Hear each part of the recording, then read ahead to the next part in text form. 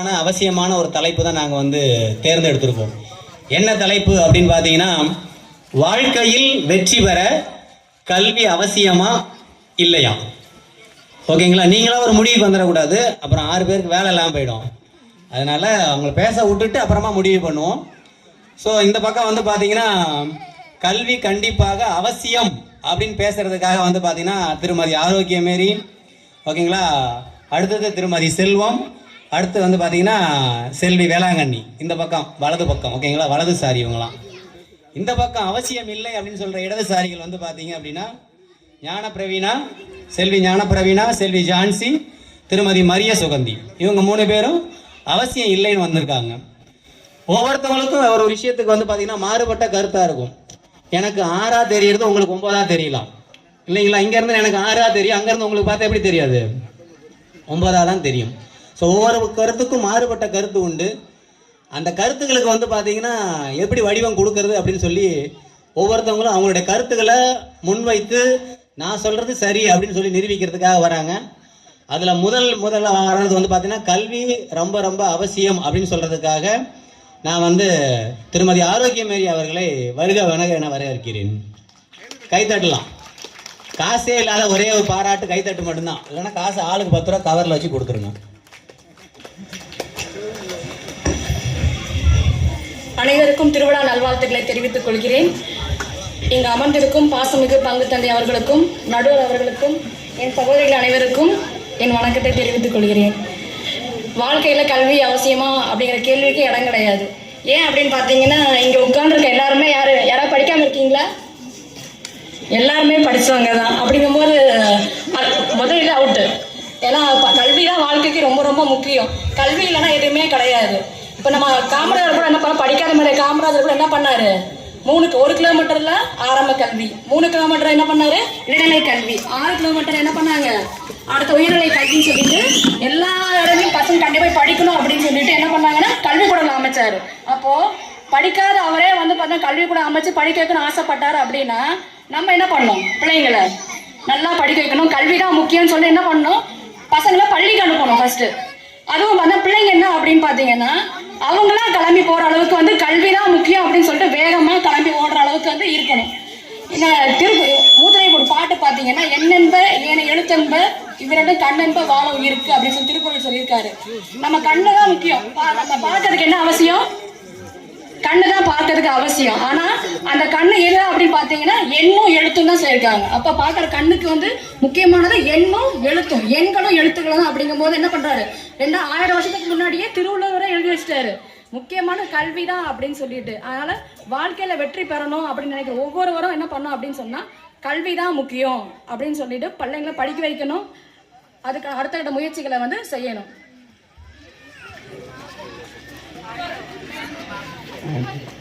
மன்னனும் மாசற கற்றோனும் சீர்தோக்கின்.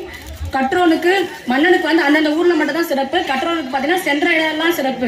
ஒரு இப்போ இந்த ஊர்ல நம்ம பஞ்சாயத்து தலைவராக இருக்காங்க அப்படின்னு சொன்னோம்னா அவங்க வந்து அந்த ஊருக்கு மட்டும் தான் சிறப்புடையவங்களா இருப்பாங்க. ஆனா ஒரு படிச்ச ஒரு ஆசிரியர் இருக்காங்க வச்சுக்கோங்களேன், எந்த ஊர் போனாலும் வந்து பார்த்தோன்னா இப்போ மாணவர்கள் இருக்காங்க, என்கிட்ட படிச்ச மாணவர்களாலும் சரி, நான் கற்றுக்கொண்ட ஆசிரியர்களாலும் சரி, எந்த ஊருக்கு போனாலும் பார்த்தீங்கன்னா பிள்ளைங்க வந்து சார் வணக்கம் டீச்சர், வணக்கம் சார் அப்படின்னு சொல்லிட்டு இந்த நாடு ஃபுல்லா மட்டும் கிடையாது, தேசம் ஃபுல்லாவும் பரவி இருப்பாங்க. அதனால மன்னனுக்கு வந்து அந்த இடத்துல மட்டும் தான் சிறப்பு, ஆனா ஆசிரியருக்கும் கற்றவங்களுக்கும் என்ன பண்ண அந்த எல்லா தேசத்துலயும் வந்து சிறப்பு உண்டு அவங்களுக்கு எல்லாத்துக்குமே. இன்னும் கற்க கசடர கற்பவை கற்றப்ப நிற்க அதற்கு தக அப்படின்னு சொல்லி திருக்குறள் எழுதியிருக்காரு. என்ன சொல்லி பார்த்தீங்கன்னா, நல்ல நூல்களை வந்து தெளிவுற கற்று இருக்கக்கூடியவருக்கு வந்து பார்த்தோன்னா துணைக்கால் தேவையில்லைன்னு சொல்லிட்டு அவர் வந்து துணைக்கால் இல்லாமலே எழுதியிருக்காரு. அப்போ கல்வியா வந்து கல்வி கற்றவர்கள் வந்து இன்னொருத்தவங்க யாருடைய உதவி இல்லாம சொந்தமா வாழக்கூடிய அளவுக்கு இருப்பாங்க அப்படிங்கிறத உணர்ந்து கொள்ள முடியுது. அதனால வாழ்க்கைக்கு வந்து வாழ்க்கையில வெற்றி பெறணும் அப்படின்னா கல்விதான் முக்கியம் அப்படின்னு சொல்லி என்னுடைய உரையை முடித்துக் கொள்கிறேன். நன்றி.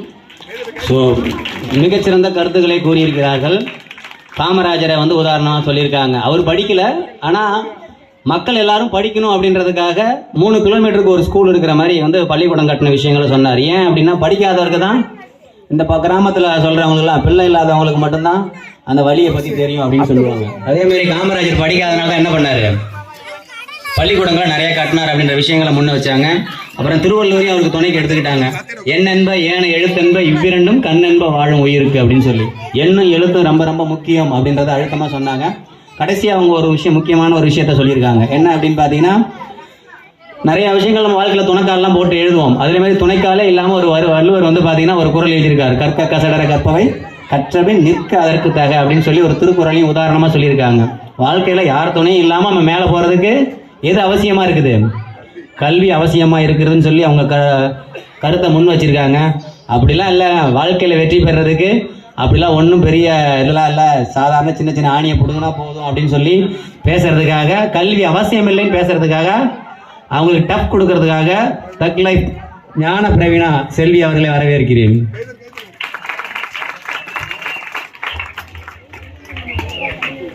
இங்கு வந்திருக்கும் அனைவருக்கும் முதற்கண் என் வணக்கத்தையும் புனித ஞான பிரகாசியாரின் திருவிழா நல்வாழ்த்துக்களையும் தெரிவித்துக் கொள்கிறேன். எனக்கு முன்னாடி வந்து பேசின ஆரோக்கியமேலிக்கா சொன்னாங்க, கற்றோருக்கு சென்ற இடமெல்லாம் சிறப்பாம். இன்னைக்கு ஸ்கூலுக்கு வர டீச்சர்ஸ்க்கே பாதுகாப்பு இல்லை. நீங்க நியூஸ்லாம் பாக்கீங்களா இல்லையா? டீச்சர்ஸ்லாம் இப்போ கத்தியால குத்துற அளவுக்குலாம் பிள்ளைங்க முன்னேறிட்டாங்க. நீங்க இப்போ உள்ள ட்ரெண்ட் தெரியாம வந்து பேசிட்டு இருக்கீங்க. ரொம்ப ஃபீல் பண்ணி கை தட்டு குழந்தைங்க, அதுவும் முன்னாடி இருக்கிற குழந்தைங்க. நல்லா அட்வைஸ் பண்ணீங்க. அட்வைஸ்ங்கிறது வேப்பன மாதிரி, பிச்சு கொடுக்கறது ஈஸி தான், மென்னு திங்கிறதெல்லாம் ரொம்ப கஷ்டம். என்னங்க சும்மா கல்வி கல்விங்க? கல்வி இருந்தாதான் வாழ்க்கையில முன்னேற முடியுமா? கல்வி இல்லாம எவ்வளவு பேர் முன்னேறி இருக்காங்க. ஸ்கூலுக்கு போறது எவ்வளவு கஷ்டம்னு ஸ்கூலுக்கு போற பிள்ளைங்களுக்கு மட்டும்தான் தெரியும். காலையில எந்திரிச்ச உடனே பெத்தவங்க ஸ்கூலுக்கு போனா அடிச்சு துரத்துறாங்க. அங்க போனா இங்கிலீஷ்ல கிராமர் அது இதுன்னு நடத்துறாங்க. நடுவர்களே அவங்கள்ட்ட ஒண்ணு கேக்குறேன். சொல்லுங்க, நல்லா கேட்டுட்டே இருக்கா? இல்ல, ஸ்கூல்ல இங்கிலீஷ்ல கிராமருங்காங்க, பாலிடெக்ஸுங்காங்க, அது இதுன்னு படிக்காங்கல்ல. 12 வருஷம் படிச்சு முடிச்சவங்க எவ்வளவு பேர் இருக்காங்க. யாரையாவது ஒருத்தவங்களை வந்து 2 நிமிஷம் இங்கிலீஷ்ல பேச சொல்லுங்க பாப்போம். நான் வேணா பேசட்டுமா? நீங்க கிடையாது, யாராவது ஒரு ஆள் சொல்லினா டக்குன்னு பேச முடியாது அவங்களால. இதே ஒரு அனுபவத்துல படிச்சவங்க கூட இங்கிலீஷ் நல்லா பேசுவாங்க. ஆனா பக்கம் பக்கமா படிச்சு பக்கமா எக்ஸாம் எழுதினவங்களால பேச முடியல. அப்ப உங்க கல்வி என்ன சொல்லி தருது? ஸ்கூலுக்கு போனா பிசிக்ஸ்ல ஒண்ணு படிக்கிறோம், கெமிஸ்ட்ரியில ஈக்குவேஷன் நிறைய படிக்கிறோம், மேத்ஸ்ல a+b² ஃபார்முலா 6th இருந்து 12th வரை அதான் வருது. ஆனா எதுக்கு யூஸ் ஆகுதுன்னா எனக்கு இன்ன வரைக்கும் தெரியல. நானும் படிச்சுட்டு தான் இருக்கேன். ஆமா, நானும் அதோட தேடிட்டு இருக்கிறேன். மோடி கூட அதை பத்தி நிறைய பேசினாரு, ஆனா எதுக்குன்னு தெரியல. நடுவர்களே, இப்பெல்லாம் பார்த்தா அட்லீஸ்ட் ஒரு ஊர்ல 10 இன்ஜினியராவது இருப்பாங்க. எலக்ட்ரானிக்கல் மிச்சத்தை யார் சொல்றது? கூடவே இருக்காங்க. எலக்ட்ரானிக்கல் இன்ஜினியரிங் படிச்சு முடிச்சிருப்பாங்க. வீட்டுல டியூப் லைட் ரிப்பேர் ஆச்சு, அம்மா டியூப் லைட் மாட்டு அப்படின்னு சொன்னா எனக்கெல்லாம் மாட்ட தெரியாது, நீங்க வேற யாரையாவது கூட்டு மாட்டிக்கோங்க. இதே பைக் ரிப்பேர் ஆயிடுச்சுன்னா மெக்கானிக்கல் இன்ஜினியரிங் முடிச்சுட்டு பைக் ரிப்பேர் ஆயிடுச்சுன்னா மெக்கானிக் ஷாப்ல போய் விடுறாங்க. அப்ப கல்வி என்ன சொல்லி தருது? இன்ஜினியரிங் படிச்சவங்க, மெக்கானிக்கல் இன்ஜினியரிங் படிச்சவனுக்கு வண்டி ரிப்பேர் பார்க்க தெரியல, எலக்ட்ரானிக்கல் இன்ஜினியரிங் படிச்சவனுக்கு டியூப் லைட் மாட்ட தெரியல, டாக்டர் படிச்சவருக்கு ஆபரேஷன் பண்ண தெரியல, 12 வருஷம் இங்கிலீஷ் படிச்சவனுக்கு இங்கிலீஷ் பேச தெரியல. நான் ஒண்ணு கேக்குறேன் நடுவர்களே, ஒருத்தவங்க கஷ்டப்பட்டு டாக்டர் ஆகணும்னு ஆசையில 12 வருஷம் படிக்காங்க. படிச்சு முடிச்சவனே டாக்டர் ஆக முடியுமா? நீட் எக்ஸாம்னு ஒண்ணு வைக்காங்க. அவங்க தான் 1000 பேரை கொண்டாதான் அரை வைத்தியனே சொல்லியிருக்காங்க. நீட் எக்ஸாம் ஒண்ணு வைக்காங்கல்ல, இதுக்கு 12 வருஷம், அதுக்கும் தனியா ஒரு வருஷம் கோச்சிங் போகணும். இதுக்கு 12 வருஷம் படிக்கிறதுக்கு பதிலா நீட் எக்ஸாம் கோச்சிங் எடுத்து அதுக்கு பாஸ் ஆகிட்டு போயிடுவாங்கல்ல. கரெக்ட் தான், கவர்மெண்ட் கேட்கணுமே. நடுவர்கள எது டீமுக்கு நான் ஒரு கேள்வி கேட்கேன்.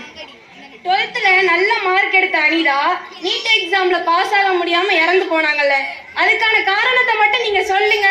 நான் கல்வி அவசியம்னு ஒத்துக்கிறேன். அது பெரிய சப்ஜெக்ட்மா, தனியா பட்டிமன்றம் வைக்கணும்.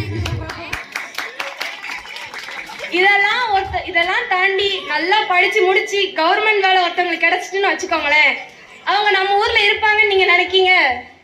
வாய்ப்பு இல்ல, இருக்க மாட்டாங்கல்ல. அதான் படிச்சா சுயநலம் தன்னாலே வந்துடும். ஏன்னா தான் முன்னேறணும், தன் குடும்பம் முன்னேறணும். உடனே ஊரை விட்டு சென்னைக்கு போயிருவாங்க, நாட்டை விட்டு போயிருவாங்க, ஸ்டேட்டை விட்டே போயிருவாங்க. அனுப்பி வைக்கிறது அங்க அப்பா அம்மா தானே, படிக்காத தானே. சரி, துபாய்க்குலாம் போறேன்னு சொல்றாங்க, அங்க போய் என்ன வேலை பார்க்காங்க? ஒட்டகம் மேய்க்காங்க. நம்ம உள்ளூர்ல ஆடு மேய்க்க, அவங்க துபாயில போய் ஒட்டகம் மேய்க்காங்க, அவ்வளவுதானே. ஹைட்டா இருக்குல்ல, இது குளிர்ல இருக்கலாமே. கரெக்ட் தான். நடுவர்களே, படிச்சவங்க எல்லாம் சுயநலமா தான் இருப்பாங்க. படிச்சவங்க யாராவது பெத்தவங்களை பாத்துக்கிறாங்களா? பாத்துக்க மாட்டாங்க. படிக்காதவங்க தான் பெத்தவங்களை பாத்துக்குப்பாங்க. படிச்சவங்க என்ன சொல்லுவாங்க? படிச்சவங்க என்ன சொல்லுவாங்க? உனக்கு எவ்வளவு காசுனாலும் அனுப்புறேன், நீ பாத்துக்கோ. அதே மீறி பாத்துக்கிட ஆள் இல்லையா, அனாதை ஆசிரமத்துல போய் சேர்த்துருவாங்க. பாத்துக்கிட மாட்டாங்க, ஏன்னா சுயநலம் இருக்கு. கண்டிப்பா. கடைசியா அவனு சொல்லி என் தலைவன் டைலாக் சொல்லி முடிக்கிற நடுவர் அவர்களே. அவர் யாரு? தலைவரை ஃபர்ஸ்ட் சொல்லிடுங்க. தனுஷ்.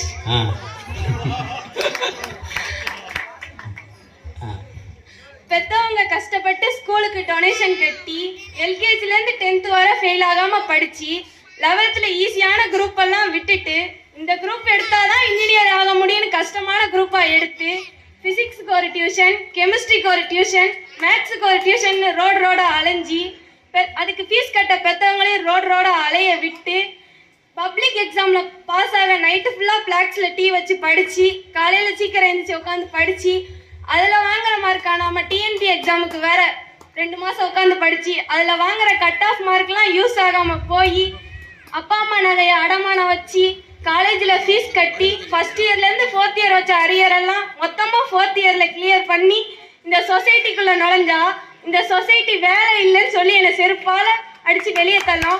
அப்படிப்பட்ட கல்வி வாழ்க்கைக்கு வெற்றி பெற அவசியமே இல்லை என்று கூறி உரையை முடிக்கிறேன். நன்றி, வணக்கம். என்னப்பா இந்த மாதிரி பொறிஞ்சு தள்ளியிருக்காங்க. ஆப்போசிட் பார்ட்டியில் அமைதியாக இருக்கிற மாதிரி தெரியுது. ஓகேங்களா? செல்வி பிரவீனா இவ்வளோ தூரம் போல்டாக அடிப்பாங்கன்னு தெரியல.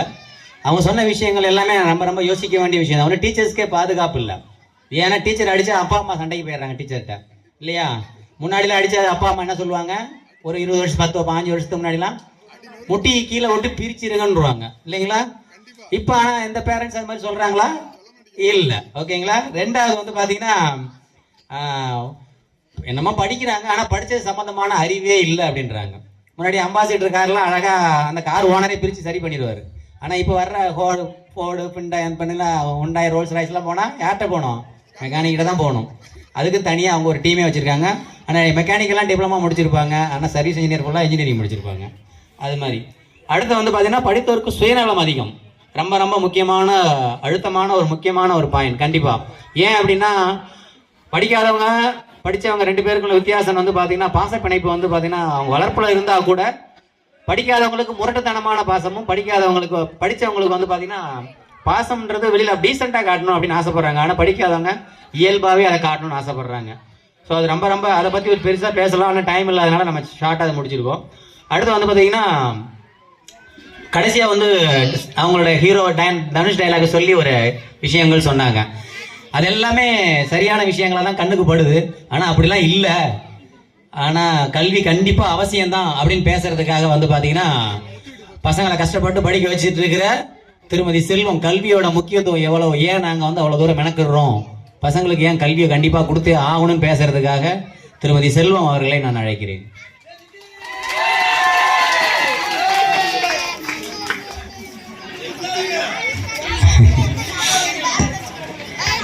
நடுவர் அவர்களுக்கு என் முதற்கண் வணக்கத்தை தெரிவித்துக் கொள்கிறேன்.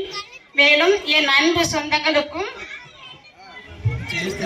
நம் அருட்தந்தை சதீஷ் செல்வதயாளன் அவர்களுக்கும் புனித ஞான பிரகாசியாரின் தீவிர நல்வாழ்த்துக்களோடு மாலை வணக்கத்தை தெரிவித்துக் கொண்டு என் உரையை ஆரம்பிக்கிறேன். செல்வி பிரவீனாவுக்கு படிப்பு கசக்குதான். கசப்பு இல்லாம எதுலையும் இனிப்பு கிடைக்குமா? கசந்தாத்தான் 2வது இனிப்பு கிடைக்கும். நீ கஷ்டப்பட்டு படிச்சாதான் பின்னாடி நீ படிக்கிற படிப்பு உனக்கு இனிப்பு கொடுக்கும். எங்க அண்ணனும் மைனி எங்க இருக்காங்க தெரியல. மைனி, பாப்பாவை படிக்க வைக்க வேண்டாம். நீங்களும் படிக்கலன்னு எனக்கு தெரியும். நீங்க செய்யற தொழில பாப்பாவுக்கு கத்து கொடுங்க. அதுல அவன் முன்னேறட்டும். இப்ப 12th படிச்சுக்கிட்டு இருக்கா. குறை படிப்புல நிப்பாட்ட வேண்டாம். 12th முடிச்ச உடனே நிப்பாட்டிடுங்க. அடுத்து செல்வி ஜான்சி இருக்காங்க. அவங்க BA தமிழ் படிச்சுக்கிட்டு இருக்காங்க. அப்ப எதுக்கு அவங்க படிக்கணும்? எங்க விநாசி மக்கள் எங்க இருக்காங்கன்னு தெரியல. ஏக்கா, பாப்பாவை படிக்க வைக்க வேண்டாம், இந்த கோர்ஸோட முடிச்சிருங்க. அடுத்து நீங்க விவசாயம் பாக்கீங்க, விவசாயம் பார்த்துக்கலாமா? சரியா? இன்னும் படிக்க வேண்டாம், கஷ்டப்பட வேண்டாம். கஷ்டப்பட்டு எதுக்கு அப்படி படிக்கணும்? கஷ்டப்பட்டாலே படிப்பு தான் அப்படின்னு நீங்க சொல்லிட்டீங்க. என்ன அது மாதிரி திருமதி சுகந்தி அவர்கள் இருக்காங்க. அவங்க பிஎஸ்சி படிச்சுட்டு வீட்ல இருந்தே ஒர்க் பண்றாங்க. ஏன் ஒர்க் பண்ணணும்? படிப்பு அவசியம் இல்லைல்ல, ஏன் படிச்சாங்க? அவங்க படிச்சு ஒர்க் பண்றாங்க, ஏன் அவசியம்? படிப்புதே பசிக்குதுல்ல, அப்ப கல்வி தேவைதானே? கல்வி தேவைன்னு அப்ப தெரியுதுல. அந்த ஒரு சான் வயிற்றுக்கு நம்ம படிச்சாதான் அந்த பசியை ஆத்த முடியும் தெரியுது. அப்போ படிப்பு முக்கியம். நடுவர் அவர்களே பார்த்துக்கோங்க, எங்க அணிதான் ஜெயிக்கும் தடவை.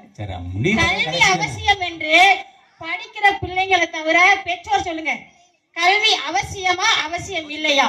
படிக்காதவர்கள் தான் கல்வி அவசியமா அவசியம் இல்லையா என்று தெரியும். ஏன்னா தான் படிக்காவிட்டாலும் என் பிள்ளை படித்து வாழ்க்கையில் முன்னேற வேண்டும் என்று படிக்காத தாய் தந்தையர்களுக்கு உண்மையாகவே தெரியும். அதனால் படிப்பு தான் வாழ்க்கையில் வெற்றி பெற வைக்கும். 1000 பேரை கூட எதிர்த்து வாழலாம், ஆனால் ஒருவரை கூட எதிர்பார்த்து வாழக்கூடாது என்பதுதான் கல்வி. நீ கல்வியை கற்றுக்கொள், நீ யாரையும் எதிர்பார்க்க வேண்டாம். கல்வி உன்னை உயர்த்தி செல்லும். புத்தகத்தை புரட்டி படித்து பார், உன் வாழ்க்கையே புரட்டி போடும்.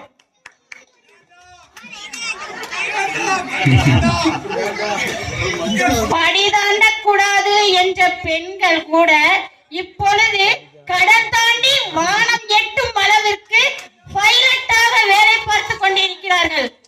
படிப்பு அந்த அளவிற்கு முக்கியம் என்று பெண்கள் உணர்ந்து கொள்கிறார்கள். ஆண்களும் அதில் உண்டு. ஆண்களுக்கு சமமாக பெண்களும் இப்ப பைலட் ஓட்டுற அளவுக்கு, வானை தொட்டும் அளவுக்கு முன்னேறி கொண்டிருக்கிறார்கள். படிப்பு முக்கியம். வாழ்க்கையில் வெற்றி பெற கல்வி முக்கியம். உழவனிடம் கற்பது வேளாண் கல்வி, பெற்றோரிடம் கற்பது வாழ்க்கை கல்வி. தோல்விகள் தருவது அனுபவ கல்வி, வெற்றிகள் தருவது தன்னம்பிக்கை கல்வி. வான்மனை தருவது இயற்கை கல்வி, மூட நம்பிக்கை களைவது பகுத்தறிவு கல்வி. கல்வி கல்வி கல்வி, கல்வி இல்லையே இங்கு உலகம் இல்லை. ஒரு குட்டி கதை சொல்றேங்க. நம்ம எல்லாம் பஸ் ஸ்டாண்டு போயிருப்போம் பஸ் ஏறதுக்காக.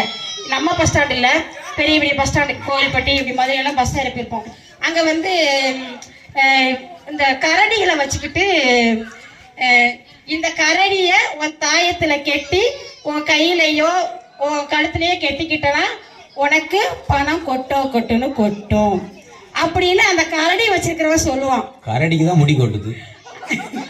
கரடி வச்சிருக்கிறவன் அப்ப சொல்லுவான்.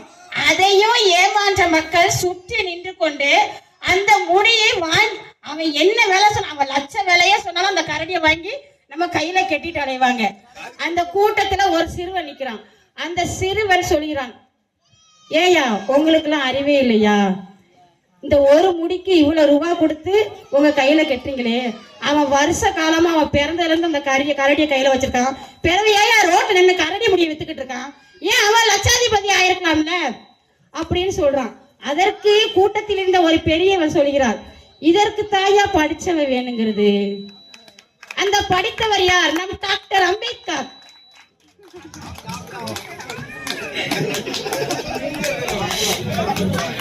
கல்வி இல்லையே காரியம் இல்லை, காரியம் இல்லையே ஊதியம் இல்லை, ஊதியம் இல்லையே வாழ்க்கை இல்லை. கல்வி வளர்வதும், கல்வியால் வளர்வது மதி, மதியால் வளர்வது திறன், அந்த திறனால் வளர்வது கலை, அந்த கலையால் வளர்வது ஆற்றல். விதியை மதியால் வெல்லலாம் என்று நம் முன்னோர்கள் கூறியது வெறும் வார்த்தை அல்ல, வாழ்க்கை அனுபவம். கற்றபடி வாழ்க்கையை வாழ்ந்தால் கல்வி உன்னை சிறந்த முறையில் வாழ்க்கையில் உயர்த்தும். கற்றபடி வாழ்க்கையை வாழ்ந்தால் கல்வி உன்னை சிறந்த முறையில் வாழ்க்கையில் உயர்த்தும். கல்வி ஒன்றே தாழ்ந்து கிடக்கும் மனிதர்களிடம் இருந்து திருட முடியாத மிகப்பெரிய சொத்து. புரியுதா? கல்வி ஒன்றே தாழ்ந்து கிடக்கும் மனிதர்களிடம் இருந்து திருட முடியாத சொத்து. இருளில் இருந்து வெளிச்சத்தை நோக்கி பயணிப்பது கல்வி. கல்வி என்பது கடல், அதை கற்றுக் கொடுப்பது தொழில் அல்ல, தவம். எவர் கைவிட்டாலும் நீ கற்ற கல்வி என்றும் உன்னை கைவிடாது. எவர் கைவிட்டாலும் உன்னை கற்ற கல்வி என்றும் கைவிடாது. கல்வி என்னும் வித்து அழிக்க முடியாத சொத்து, அல்ல அல்ல முடியாத முத்து, அல்ல அல்ல குறையாத, தெல்ல தெல்ல தெளிவது, சொல்ல சொல்ல புளிக்காதது, பருக பருக திகட்டாதது கல்வி. பாருங்க, கல்விக்கு எப்படிலாம் எழுதியிருக்காங்க. கல்வி அவசியம் இல்லைன்னு பேச வந்திருக்காங்க. ஏன் பேச வரலாமா? ஏங்க எதுக்கு தேவையில்லாத இந்த போராட்டங்கள் எதுக்குங்க? கல்வி அவசியம். நீங்களாம் படிக்க வேண்டாம், தயவு செஞ்சு நான் கேட்டுக்கிறேன். உங்க அப்பா அம்மா பண்ற தொழிலை பார்த்துக்கோங்க, சரியா? இப்போ வேற ஒண்ணும் இல்லை. நீங்க பேங்க்கு போறீங்க, படிக்காதவங்க போறீங்க. நம்ம ஊர் பெரியவங்களுக்கு தெரியும். பேங்க்கு போகும்போது செல்லான் எழுதணும். நீ ரூபா எடுக்கனாலும் செல்லான் எழுதணும், ரூபா போடனாலும் செல்லான் எழுதணும். அது எழுத தெரியாது. நம்ம ஊர் பெரியவங்களுக்குலாம் பாவங்க, படிக்காதவங்க எழுத தெரியாது. பாவம் படிச்சவங்களை தேடி அலைவாங்க. பாவங்களே எத்தனை பேரும் அனுபவிச்சிருக்காங்க. என்கிட்ட எத்தனை பேர் கேட்டிருக்காங்க, எழுத்தாமா எழுத்தாமான்னு. அப்போ கல்வி எவ்வளவு முக்கியத்துவத்தை கொடுக்குது. நீ இன்னைக்கு பிரச்சனை வச்சாங்க ஃபாதர். நமக்கு உடம்புக்கு முடியலன்னா, நம்ம யானை செய்கிற மாதிரி உடம்புக்கு முடியலைன்னா நம்ம டாக்டரை போய் பார்க்கணும். படிச்சதுன்னா டாக்டர் ஆக முடியும்? டாக்டர் ஆக முடியாதுல்ல. கண்டிப்பா கண்டிப்பா படிக்கலாம் ஆக முடியாது. கவர்மெண்ட் சர்வீஸ் அப்போ நம்ம படிக்காதவங்க போகும்போது படிச்சவங்க நம்ம போக இருக்கு. அதனால் நமக்கு கல்வி முக்கியம், மிகவும் முக்கியம். கல்வி இல்லையேல் ஒன்றும் இல்லை என்று என் உரையை முடித்துக் கொள்கிறேன். நன்றி, வணக்கம். பாருங்க, செல்வி பிரவீனாவுக்கு மிகப்பெரிய பதிலெலாம் கொடுத்துருக்குறாங்க. கசப்பான மருந்துக்கு திகட்ட திகட்ட தேன் மாதிரி இருக்குன்னு சொல்லிட்டாங்க அவங்க கல்வியை பற்றி. ஓகேங்களா? நீங்கள் கொடுத்தது மருந்து அப்படி தான் இருக்கும். இனி கசப்பை கொடுத்து தான் அப்புறம் மருந்தை கொடுக்க முடியும் அப்படின்னு சொல்லிட்டாங்க. அவங்க சொன்னதில் ரொம்ப ரொம்ப முக்கியமான ஒரு விஷயம் வந்து பார்த்தீங்கன்னா பெண் கல்வி. இன்றைக்கி வந்து பார்த்தீங்கன்னா உலக அளவில் வந்து பார்த்தீங்கன்னா பெண் கல்வியை அதிகம் போட்டுற நாடு வந்து பார்த்தீங்கன்னா ஃபின்லாந்து. அங்கே எல்லாமே 100%.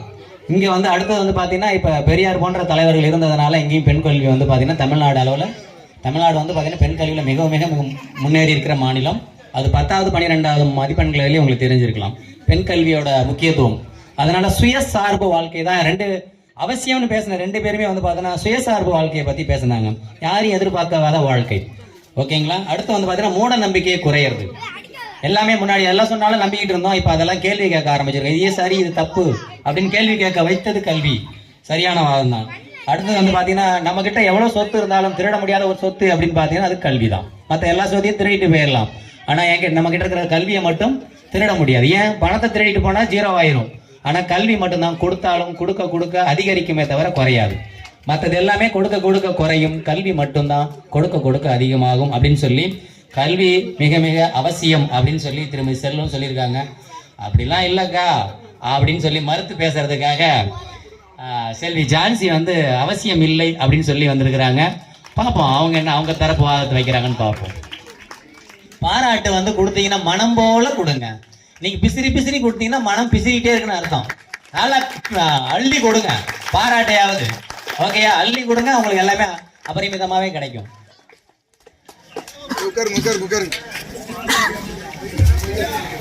புனித ஞானப்பிரகாசியரை காண பல்வேறு இடங்களில் இருந்து வந்திருக்கும் உங்கள் அனைவருக்கும் புனித ஞானப்பிரகாசியரை திருவிழா வாழ்த்துக்களை அன்போடு தெரிவித்துக் கொண்டு என் உரையை ஆரம்பிக்கிறேன். ஐயா, செல்வம் அவங்க பேசிட்டு போனாங்க, கத்தி கத்தி பேசினாங்க. அப்படின்னா தான் கல்வி அவசியம் சொல்லி எல்லாரும் நம்புவாங்கன்னு சொல்லிட்டு அவங்களுக்கு முதல்ல யாராவது கொஞ்சம் தண்ணி கொடுங்க. கத்துல தொண்டை வலி வந்துட போது அவங்களுக்கு. முன்னெச்சரிக்கை, அவங்க கத்துல தண்ணி தாக எடுக்கணும் முன்னெச்சரிக்கையா கொண்டு வந்துட்டாங்க போல. ஐயா, படிப்பு ரொம்ப முக்கியம்னு பேசுறாங்களே அந்த எதிரணியினர், அவங்க போட்டிருக்கிறாங்களே ட்ரெஸ், அது யார் தச்சது? ஒரு படிக்காத நெசவாளி தச்சது. அவங்க சாப்பிடுறாங்களே சாப்பாடு, அது விளைய வச்சது ஒரு படிக்காத விவசாயி தானையா? அவங்க பில்டிங்கா கட்டணும்னு நினைக்கிறாங்களே, அது பிளான் வேணா படிச்ச ஒரு இன்ஜினியர் போட்டு இருந்திருக்கலாம். ஆனா அத கெட்டது ஒரு படிக்காத கொத்தனார் தானையா? இந்த மாதிரி படிக்காதவங்களுக்கு நிறைய எடுத்துக்காட்டு சொல்லிக்கிட்டே போகலாம். அவங்க உடல் உழைப்ப படிக்காதவங்களாம் உடல் உழைப்ப மட்டும்தான் நம்பி இருந்தாங்க. அதுல அந்த உடல் உழைப்பிலே நிறைய வெற்றியும் பெற்றுட்டு தான் வந்தாங்க. யாருமே அந்த உடல் உழைப்புல தாழ்ந்து போகல. இப்ப இருக்கிறவங்க எல்லாம் உடல் உழைப்பு பண்றதுக்கே பயப்படுறாங்க. யாரோ பெத்தவங்க வந்து வேலைக்கு போப்பா என்ன அப்படின்னு கேட்டாங்கன்னா வேலைக்கு போகணுமா, ஐயோ எப்படி போறது என்ன பண்றது அப்படின்னு எதுவுமே தெரிய மாட்டேங்குது. அதுக்காக வேலைக்கு போக பயந்துட்டு இப்ப இருக்கிறவங்க என்ன பண்றாங்க தெரியுமா, எம்ஏ படிக்கிறேன், எம்ஃபில் படிக்கிறேன், எம்எஸ்சி படிக்கிறேன், பிஎஸ்சி படிக்கிறேன்னு இப்படி படிச்சுக்கிட்டே இருக்காங்களே தவிர யாராவது வேலைக்கு போக சொன்னா வேலைக்கு போறாங்களா? வேலைக்கு போகாம இருக்கிறதுக்கு இப்படி ஒரு காரணம் இருக்குன்னு இன்னைக்கு தான் தெரியும். வேலைக்கு போகணும்னாலே எல்லாரும் பயப்படுறாங்க. இந்த உலகத்தை சுயநலமா தனியா நின்று சந்திக்கவே எல்லாத்துக்கும் தைரியம் கிடையாது. இதை இன்னும் எதிரணியினருக்கு புரியுற மாதிரி சொல்லணும்னா, இந்த படிச்சவங்க எல்லாம் என்ன தெரியுங்களா, பிராய்லர் கோழி இருக்குங்களா, அதுதான் படிச்சவங்க ஒரு கூண்டுக்குள்ள அடைச்சு வச்சு அதுக்கு தேவையான தீனி எல்லாம் போட்டு நல்லா கொள்ளுன்னு முசக்குட்டி மாதிரி வளர்த்து வச்சிருவாங்க. ஆனா அது உடம்புல சத்தே கிடையாது, திங்கிற நமக்கும் தெம்பே கிடையாது. ஆனா படிக்காதவங்க எப்படி தெரியுமா, நாட்டுக்கோழி மாதிரி. நாங்க கண்ட இடத்துல இருந்து எடுத்து தின்னாலும் உடம்புக்கு ரொம்ப சத்து, திங்கிற எங்களுக்கு ஆரோக்கியமா இருக்கும். இதுல பிராய்லர் கோழி வளர்க்கறதா ரொம்ப கஷ்டம், நாட்டுக்கோழி வளர்க்கறதா ரொம்ப ஈஸி. நாட்டுக்கோழி வளர்க்கறதா ரொம்ப கஷ்டம், பிராய்லர் கோழி எல்லாம் ரொம்ப ஈஸி. அதை அடைச்சி வளர்க்கணும், அவுத்து விட்டா போதும். ஆமாங்கய்யா.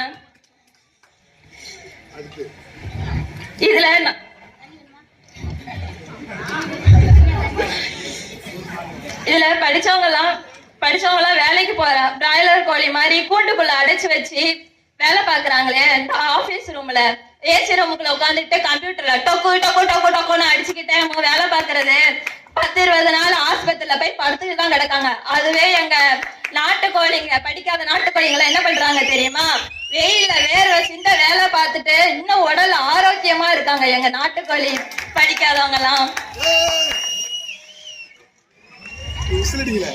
இதுல இன்னும் எதிரணியினருக்கு புரியுற மாதிரி சொல்லணும்னா எங்க காமராஜர் ஐயாவை வச்சுதான் சொல்லணும்.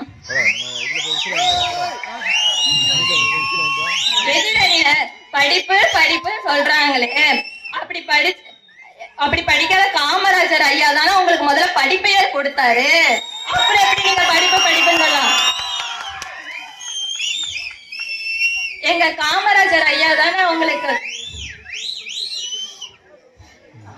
படிக்காத எங்க காமராஜர் ஐயா அரசியலுக்கு வந்து எத்தனையோ நலத்திட்டங்கள்லாம் கொண்டு வந்தாங்க. ஆனா இப்ப இருக்கிற அரசியல்வாதிகள்லாம் என்ன பண்றாங்க தெரியுமா, படிச்ச அரசியல்வாதிகள்லாம் படிச்ச அரசியல்வாதிகள் என்ன பண்றாங்க தெரியுமா, அயோத்தியில கோவில் கட்டுறேன், பாராளுமன்றம் கட்டுறேன் அப்படின்னு சொல்லிட்டு இருக்கிற சொத்தெல்லாம் அவங்களே அபகரிச்சுக்கிறாங்களே தவிர யாரும் அதை காப்பாத்தி பொதுநலமா இருக்கணும்னு நினைக்கிறதே இல்லை. ஆனா எங்க காமராஜர் ஐயா படிக்காத மேதையா இருந்தாலும், காமராஜர் படிக்காத மேதையா இருந்தாலும் இந்த உலகத்துக்கு எத்தனையோ நல்ல திட்டங்களை கொண்டு வந்தாரு.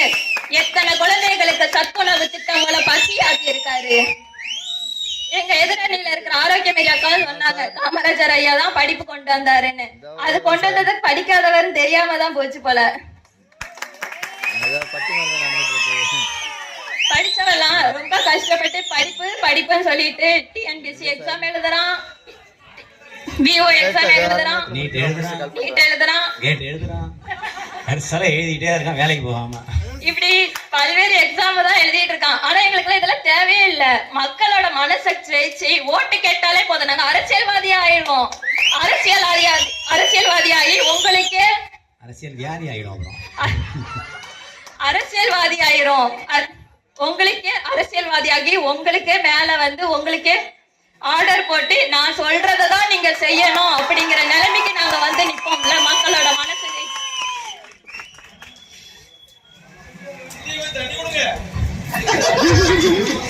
அதனால வாழ்க்கையில வெற்றி பெற கல்வி முக்கியம் தான், இல்லன்னு சொல்லல. ஆனா கல்வியோட உடல் உழைப்பு வேணும்.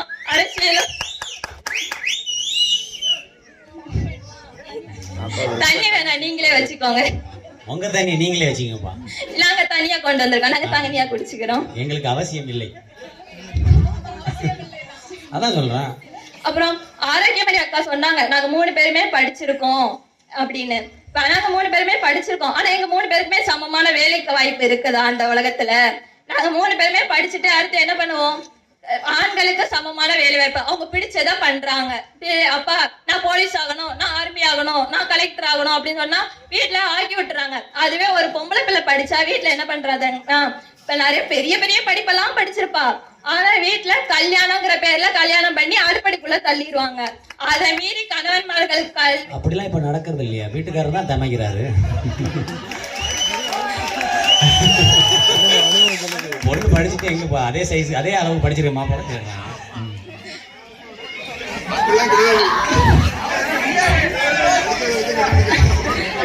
ஆனா வீட்டுக்குள்ள தள்ளி சரி சரி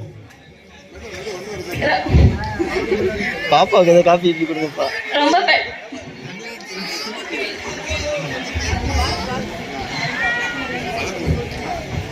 அதுல கல்வி அவசியம் இல்ல, நல்ல அனுபவம் இருந்தாலே போதும், வாழ்க்கையில எவ்வளவோ முன்னேறலாம் என கூறி இந்த உரையை முடிக்கிறேன். நன்றி. கைத்தட்டல் நல்லா கொடுங்க. அடுத்த வருஷம் அப்ப நடத்தணுமா வேணாமா? ஸோ வந்து பாத்தீங்கன்னா செல்வி ஜான்சி வந்து நிறைய விஷயங்கள் சொல்லியிருக்காங்க. ஒரு பிளானிங் இன்ஜினியரை பத்தி சொன்னாங்க. ஒரு இன்ஜினியர் வந்து பிளான் பண்ணி கொடுத்தாலும் அதை கட்டுறது யாரு அப்படின்னா ஒரு கொத்தனார் தான் கட்டுறாரு. அவர் படிச்சிருப்பாரா அப்படின்னா கண்டிப்பா படிச்சிருக்க மாட்டார் அப்படின்றாங்க. அப்போ உடல் உழைப்பை பற்றி சொன்னாங்க. நோயற்ற வாழ்வு வேணும் அப்படின்னா கல்வி அவசியம் இல்லை. கல்வி அவசியமாக இருக்கிறதுனால தான் வந்து பார்த்தீங்கன்னா நிறைய நோய்கள் வருதுன்ற மாதிரி அவங்க சொல்கிறாங்க. அடுத்து வந்து பார்த்தீங்கன்னா இப்போ தான் இன்றைக்கி தான் எனக்கே இந்த விஷயம் தெரியும். வேலைக்கு போகாமல் இருக்கிறதா மேலே பிஜி படிக்கிறாங்கன்னு சொல்லி, ஓகேங்களா? பிஏ வரைக்கும் படிச்சுட்டு அப்புறம் எம்ஏ எம்ஃபில் பிஹெச்டி மேலே நான் படிக்கணும்னு சொல்கிறது வேலைக்கு போகாமல் இருக்கிறதான் இன்றைக்கி தான் தெரிஞ்சுது. படித்தவங்க எல்லாமே பிராய்லர் கோழி போன்றவங்க தான். இன்றைக்கி இருக்கிற சூழ்நிலை உண்மை தான். அது மறுப்பு கருத்து சொல்ல முடியாது. ஏன்னா அறிவு வளரல, படிப்பு மட்டும்தான் வளர்ந்துருக்கு. அடுத்து வந்து பார்த்தீங்கன்னா படிக்காதவர் கொடுத்தது. காமராஜர் வந்து பார்த்தீங்கன்னா படிக்காதவர் தான் படிப்பை வந்து கொடுத்ததே ஒரு படிக்காதவர் தான் அப்படின்னு சொல்லி அதை சொன்னாங்க. ரொம்ப முக்கியமான விஷயம். அடுத்து வந்து பார்த்தீங்கன்னா அதிகாரிகள் இதை பற்றிலாம் சொல்லிட்டு இருந்தாங்க. அரசியல்வாதிகள் வந்து நிறையா பொருளாதார ரீதியாவோ இல்லை சமுதாயத்தில் அங்கீகாரமோ எல்லாமே வந்து பார்த்தீங்கன்னா ஒரு அரசியல்வாதிக்கு கிடைக்கிறது சாதாரண ஒரு அதிகாரிக்கு கிடைக்கிறது இல்லை அப்படின்னு சொல்லி சொன்னாங்க. ஸோ இல்லை அப்படிலாம் இருந்தாலும் இதெல்லாமே வந்து மேம்பாக்கா தெரிஞ்சாலும் கல்வி கண்டிப்பாக அவசியம் அப்படின்னு வந்து பேசுறதுக்காக செல்வி வேளாங்கண்ணி இருக்காங்க. பார்ப்போம் அவங்க எப்படி அடித்து ஆடுறாங்கன்னு பார்ப்போம். தடுப்பாட்டமாக அடித்து ஆடுறாங்கன்னு பார்ப்போம். கைத்தட்டல் நல்லா கொடுங்க. இல்லைன்னா அடுத்த தடவை உங்களை ஏற்றி பேச விட்டுருவேன். இங்கு வந்திருக்கும் பங்கு தந்தை அவர்களுக்கும் கொஞ்சம் கிட்ட இருக்கு, கொஞ்சம் மை கிட்ட இருக்கு, அது தொண்டை. இங்கு கூடியிருக்கும் அன்பர்களுக்கும் நல்ல தீர்ப்பை வழங்க வந்துள்ள நடுவர் அவர்களுக்கும் திறமை வாய்ந்த எங்கள் அணியினருக்கும் கல்வி இல்லாமலே வாழ்க்கையில் வெற்றி பெறுவோம் என்று கூற வந்திருக்கும் எதிரணி நண்பர்களுக்கும் என் வணக்கங்களும் வாழ்த்துக்களும். நல்லா பேசினாங்க, ரொம்ப சந்தோஷமா இருந்துச்சு. நானே நல்லா தான் கைத்தட்டினேன். பிரவீனா மேம் சொன்னாங்க A+B² ஃபார்ம்லாம் வந்து ரொம்ப கஷ்டமா இருக்கும். கரெக்ட் தான். அவ்வளோ லென்த்தா டயலாக் மனப்பாடம் பண்ணதுக்கு அந்த A+B² ஃபார்முலா மனப்பாடம் பண்ணியிருந்தா அவ்வளோ கஷ்டமா இருக்காது. அதான் ஒன்று கேட்குறேன், பல்லு வலிக்காம பட்டாணி திங்க முடியுமா? நோகாம தான் நுங்கு திங்க முடியுமா? முடியாதுல்ல. அப்ப அது மாதிரியே கஷ்டப்பட்டு படிக்காம லைஃப்ல எதுவும் கிடைக்காது. சரியா? Jhansi ma'am, if you don't mind, அது வந்து நெய்த சாரி கிடையாது, பிரிண்டட் சாரி. அதை பிரிண்ட் பண்றதுக்கு ஒரு மிஷின் வந்து ஒரு என்ஜினியரால தான் கிரியேட் பண்ணாங்க. சரியா? அதுக்கும் அவங்க அவ்வளோ படிச்சுட்டு தான் வந்திருக்காங்க. சரியா? இதுல வேற நீங்க சொல்லிவிட்டீங்க நாங்க வந்துட்டு மொசக்குட்டி மாதிரி இருக்குமா. ஐயோ, எனக்கு அந்த ப்ரௌட் ஃபீல் தாங்கவே முடியல. தேங்க்யூ. வாலண்டியரா வந்து எங்களை பாராட்ட வந்திருக்கீங்க. சரியா? இதுல என்னன்னா டொக்குன்னு தட்டுறாங்களாம். இதுல நீங்க மறந்துட்டீங்க, கூட உட்கார்ந்து இருக்கிறவங்களே டொக்குன்னு தான் பக்கத்துல உட்காந்து தட்டிக்கிட்டு இருக்காங்க. சரியா? இப்படியா பழி வாங்குறது? காமராஜர் எழுதிங்க, ரொம்ப நல்லது. நான் வேற எனக்கு பாயிண்ட் வேற இல்லையே, என்னடா கலாய்க்குன்னு யோசிச்சுட்டே இருந்தேன். சரியா? நம்ம காமராஜர் படிக்காதவர் தான். சரியா? அம்மா இல்லாதவங்களுக்கு தான் தெரியும். அம்மா இல்லாதவங்களுக்கு தான் தெரியும் அம்மா இல்லாத வழி எவ்வளவு அதிகமா இருக்கும்ட்டு. அதே போலதான் நம்ம காமராஜர், அவர் படிக்கல, அதனாலதான் அந்த படிப்போட அருமை அவருக்கு தெரியுது. புரியுதா? நம்ம படிக்காமலே நம்ம லைஃப்ல இவ்வளவு பண்றோம். அப்போ நம்ம பிள்ளைங்க எல்லாருமே படிச்சாங்கன்னா நம்ம நாட்டுக்காக எவ்வளவு பண்ணுவாங்கன்னு அவர் யோசிச்சதாலதான் ஸ்கூல் எல்லா இடத்துலயும் அவர் வேணும்னு நினைச்சாரு. புரியுதா? வீட்டுல கணவன் சமைக்கிறாங்க, மனைவி சமைக்கிறாங்க. ஓகே, கரெக்ட் தான். யார் சமைச்சா என்ன, நம்மளோட இந்த ஒரு சான் வயிற்றுக்கு சோறு வேணுமா இல்லையா? அதனால யார் வேணா சமைக்கலாம், எப்படி வேணா சமைக்கலாம். சரி, இப்போ நம்ம பாயிண்ட்டுக்கு வரும். வெற்றின்னு சொல்றாங்க. எது வெற்றி? வாழ்க்கையில கல்வி பெற்றா மட்டும்தான் வெற்றியா, இல்ல கல்வி இல்லைன்றதும் வெற்றியா? இப்போ நம்ம கையில 5 விரல் இருக்கு, 5 விரலுமே ஒன்னா இருக்கா? இல்ல, ஒவ்வொரு விரலும் வேற வேற மாதிரிதான் இருக்கு. அதே மாதிரிதான் வெற்றியை பிரிக்கிறதுலயும் ஒவ்வொருத்தருக்கு ஒவ்வொருத்தர் ஒண்ணு. இப்போ சிலருக்கு பணம் தான் பெருசு அப்படின்னு நினைப்பாங்க, சிலர் மரியாதை, சிலருக்கு கௌரவம், சிலருக்கு கடன் இல்லாம நான் நிம்மதியா வாழ்ந்தாலே போதும். சரியா? ஆனா நம்ம கிட்ட கல்வி அப்படிங்கிற ஒண்ணு இருந்தாலே இப்ப நான் சொன்ன எல்லாமே நம்மளை தேடி வரும். சரியா? பட்டறிவுனா அனுபவ கல்வி. பட்டத்தை வச்சுட்டு நல்லா வாழ்றவங்க நிறைய பேர் இருக்காங்க, இல்லைன்னு சொல்லல. ஏன்னா இங்க உட்கார்ந்து இருக்கிற நிறைய பேரு அனுபவ கல்வி மூலமா தான் வாழ்க்கையில முன்னேறி வந்திருக்காங்க. ஆனா அந்த படிப்பறிவும் இருந்தா மட்டுமே அந்த பட்டறிவு வாழ்க்கையில வெற்றி பெறுன்றத கண்டிப்பா புரிஞ்சுக்கோங்க. இங்க நிறைய பேர் பணக்காரங்க இருப்பாங்க. சரியா?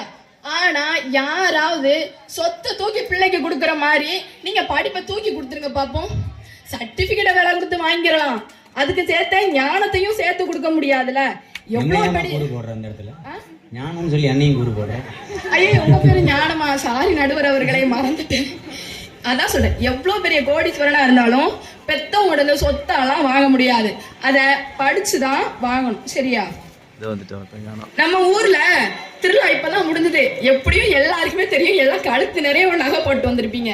அது ஒரு பழக்கம். என்னன்னா நம்ம நாட்டுல வந்து குண்டுமணி தங்கமாவது நம்ம வீட்டுக்கு வேணும் அப்படின்றதுதான் நம்மளோட இயல்பு. சரியா? ஆனா அதே தான் பிள்ளைக்கு படிப்பு செலவுக்கு வேணும்னா நகையாவது மண்ணாவது என் பிள்ளை படிக்கணும் இப்படி நினைக்கிற பேரண்ட்ஸ் எவ்வளவு பேர் இருப்பீங்க? சரியா?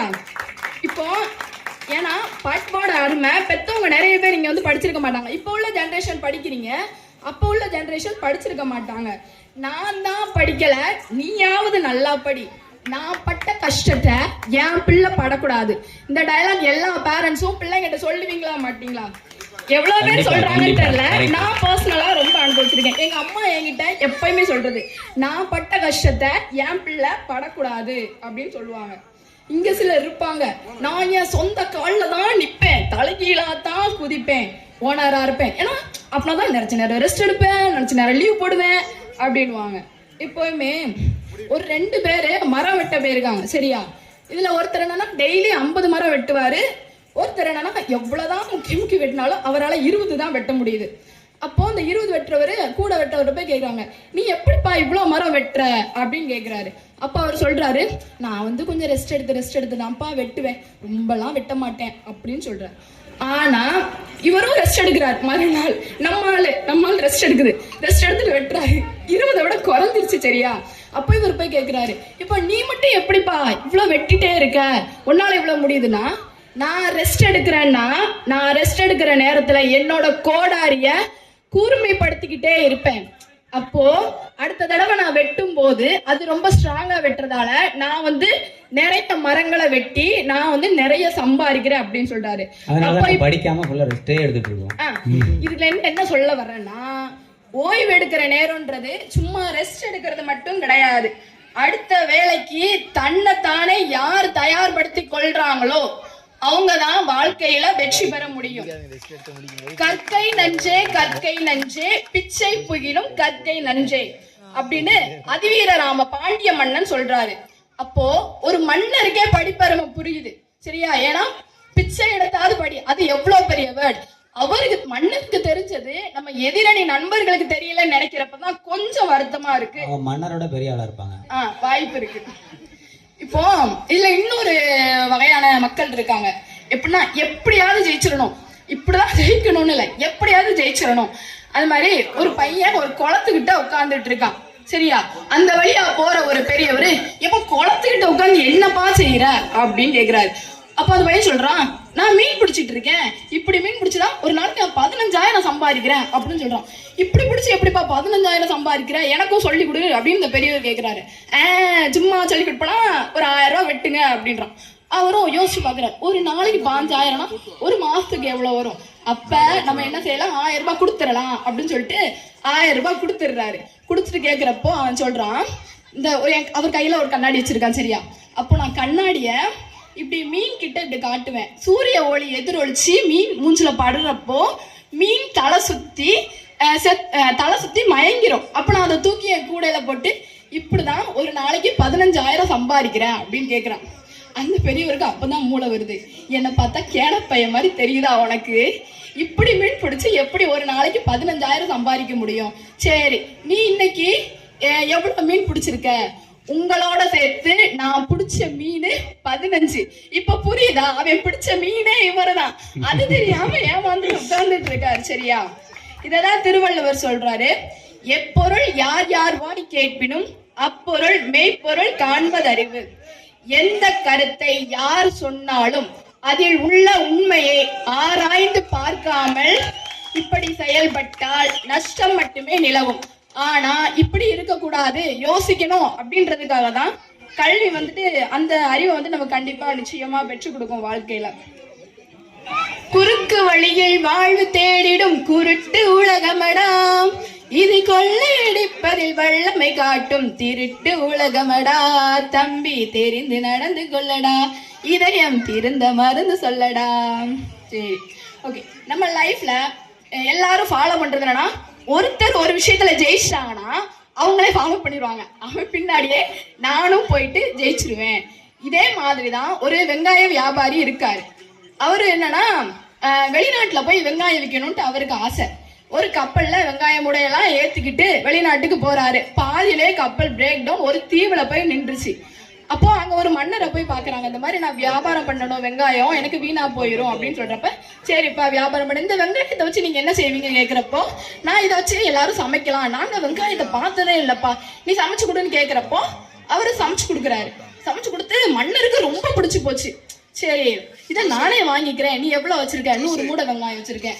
அப்ப இந்த 100 மூடை நானே வாங்கிக்கிறேன், உனக்கு என்ன வேணும்பா அப்படின்னு கேக்குறாரு. அவர் சொல்றாரு, உங்க நாட்டிலேயே எது விலை உயர்ந்ததோ அதை எனக்கு கொடுங்க அப்படின்னு கேக்குறாரு.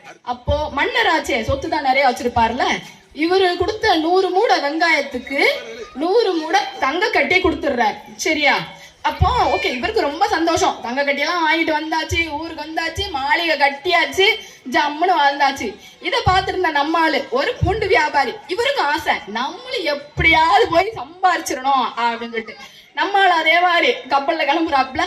அங்கேயாவது அவருக்கு பிரேக் டவுன் ஆச்சு, இவரு தானா பிரேக் டவுன் ஆகி அங்க போய் லேண்ட் ஆயிட்டாப்ல. போயிட்டு சொல்றாரு, நான் உங்களுக்கு இந்த பூண்டை சமைச்சு தரேன், பிடிச்சா எனக்கு உங்களுக்கு சாப்பாடு பிடிச்சிருந்ததுன்னா எனக்கு ஏதாவது பரிசு கொடுங்க அப்படின்னு கேட்கிறாரு. இவரும் சமைச்சு போட்டாரு, அவருக்கு ரொம்ப பிடிச்சு போச்சு. சரி, உங்களுக்கு என்ன வேணும்? ஏன்னா அவரு அது காஸ்ட்லியா என்ன இருக்கோ அதை கொடுங்கன்னு கேட்டார். இவர் என்ன கேட்கிறாரு, உங்களுக்கு எது ரொம்ப பிடிச்சிருக்கோ அதை கொடுங்க. நம்மளாலதான் இப்ப வெங்காயத்துல மயங்கி போய் உட்கார்ந்துருக்காருல, இவரு 100 மூடை பூண்டு எடுத்துட்டு போனாரா, அவரு 100 மூடை வெங்காயத்தை கொடுத்து போப்பா சந்தோஷமா வச்சுக்கோ, ஏன் பூண்டு வியாபாரம் மட்டும் பாக்குற, வெங்காய வியாபாரமும் சேர்த்து பாரு அப்படின்னு சொல்றாங்க. இதுக்குதான் மக்களே, படிக்காம ஒருத்தவங்க ஜெயிச்சிட்டாங்க அப்படின்றதுக்காக நம்மளும் ஜெயிச்சிருவோம் அப்படின்றதுக்காக அதையே பின்பற்றி வாழாதீங்க. சரியா? இப்போ எதிரணியில உட்கார்ந்துருக்காங்கல்ல, படிப்பு அவசியம் இல்லை அப்படின்னு சொல்லிட்டு எதிரணியில உட்கார்ந்துருக்காங்க. எதுக்கு இவ்வளவு நேரம் பேசினாங்க? இதுல ஜெயிக்கிறதுக்காக தானே எல்லாரும் பேசுறாங்க. ஒரு 5 நிமிஷம் பேசுறதுக்கு எங்களுக்கு எல்லாம் 1ஆம் திருவிழால இருந்தே அனௌன்ஸ் பண்ணிட்டாங்க. எப்படியும் 10 நாள் ப்ரிப்பேர் பண்ணிருப்பாங்க. 5 நிமிஷம் பேசுறதுக்கே 10 நாள் ப்ரிப்பேர் பண்ணி ஜெயிக்கணும்னு நினைக்கிறாங்க. நம்ம எல்லாம் லைஃப் லாங் ஜெயிக்க வேண்டியவங்க. அப்ப நம்ம எவ்வளவு படிக்க வேண்டியிருக்கும் புரிஞ்சுக்கோங்க மக்களே, பொழைச்சுக்கோங்க. எதிரணிய நம்பிராதீங்க, பாத்துக்கோங்க. கல்வி நமக்கு கத்து கொடுக்கறதுல முக்கியமான விஷயம் என்னன்னா, யாரையும் ஏமாத்தாத, யார்கிட்டையும் ஏமாறாத. முக்கியமா ஏழைங்களை ஏமாத்தாதீங்க. சரியா? ஒரு ஊர்ல ஒரு ஏழை இருந்தாரு. அவர் ஒரு செல்வத்தை, ஒரு நிலத்தை விற்கணும் அப்படின்னு ஆசைப்பட்டாரு. அப்போ சரி, இவரும் போயிட்டு நம்மகிட்ட இப்ப கொஞ்சம் காசு இருக்கு, அவர் வேற விற்கணும்ன்றாரு, வாங்கிக்கிடலாம் அப்படின்னு சொல்லிட்டு அவர்கிட்ட போறாரு. அவர்கிட்ட போனா சரி ஓகே வாங்கியாச்சு. இவர் பொண்ணு என்னன்னா காலேஜ்ல வெளியூர்ல படிச்சுட்டு இருக்கு. இந்த எதுவுமே விவரம் இல்லாம பத்திரத்துல கையெழுத்து போட்டு வாங்கிட்டு வந்துடுறாரு. சரியா? அதுக்கப்புறம் நிலத்தை விளைய வைப்பாங்கல்ல, அந்த நேரம் போறப்ப அந்த செல்வந்தர் என்ன சொல்றாரு, உனக்கு நான் நிலத்தை தான் வித்தேன், நிலத்துல இருக்கிற கிணற விக்கல. அதுல இருந்து நீ தண்ணி எடுக்கணும்னா எனக்கு மந்த்லி ரெண்ட் இவ்வளோன்னு பே பண்ணணும் அப்படின்னு சொல்றாரு. அவரு ஏழை தானே, அவரு எப்படி பே பண்ணுவாரு? சரியா, அவர் மனசுல வந்து பேசி பாக்குறாரு. இப்ப பத்திரத்துல இப்படிலாம் எழுதலையா, நீங்க ஏயா இப்படி சொல்றீங்க? பத்திரத்துல எழுதலன்னா நீ முதல்ல ஒழுங்கா படிச்சிருக்கணும், வியாக்கியானலாம் பேசி ஏழை விவசாயி அனுப்பிச்சுறாங்க. அவரு பொண்ணு என்ட்ரி கொடுக்குறாங்க நம்ம அம்மா. சரியா, அப்ப வந்துட்டு அவங்க கேக்குறப்போ பிரச்சனை எல்லாம் சொல்றாங்க. அவரப்பா இந்த மாதிரிலாம் பிரச்சனைப்பா, அவரு பத்திரத்துல இப்படி இருந்துட்டு இப்படி சொல்றாரு அப்படின்னு சொல்லிட்டு.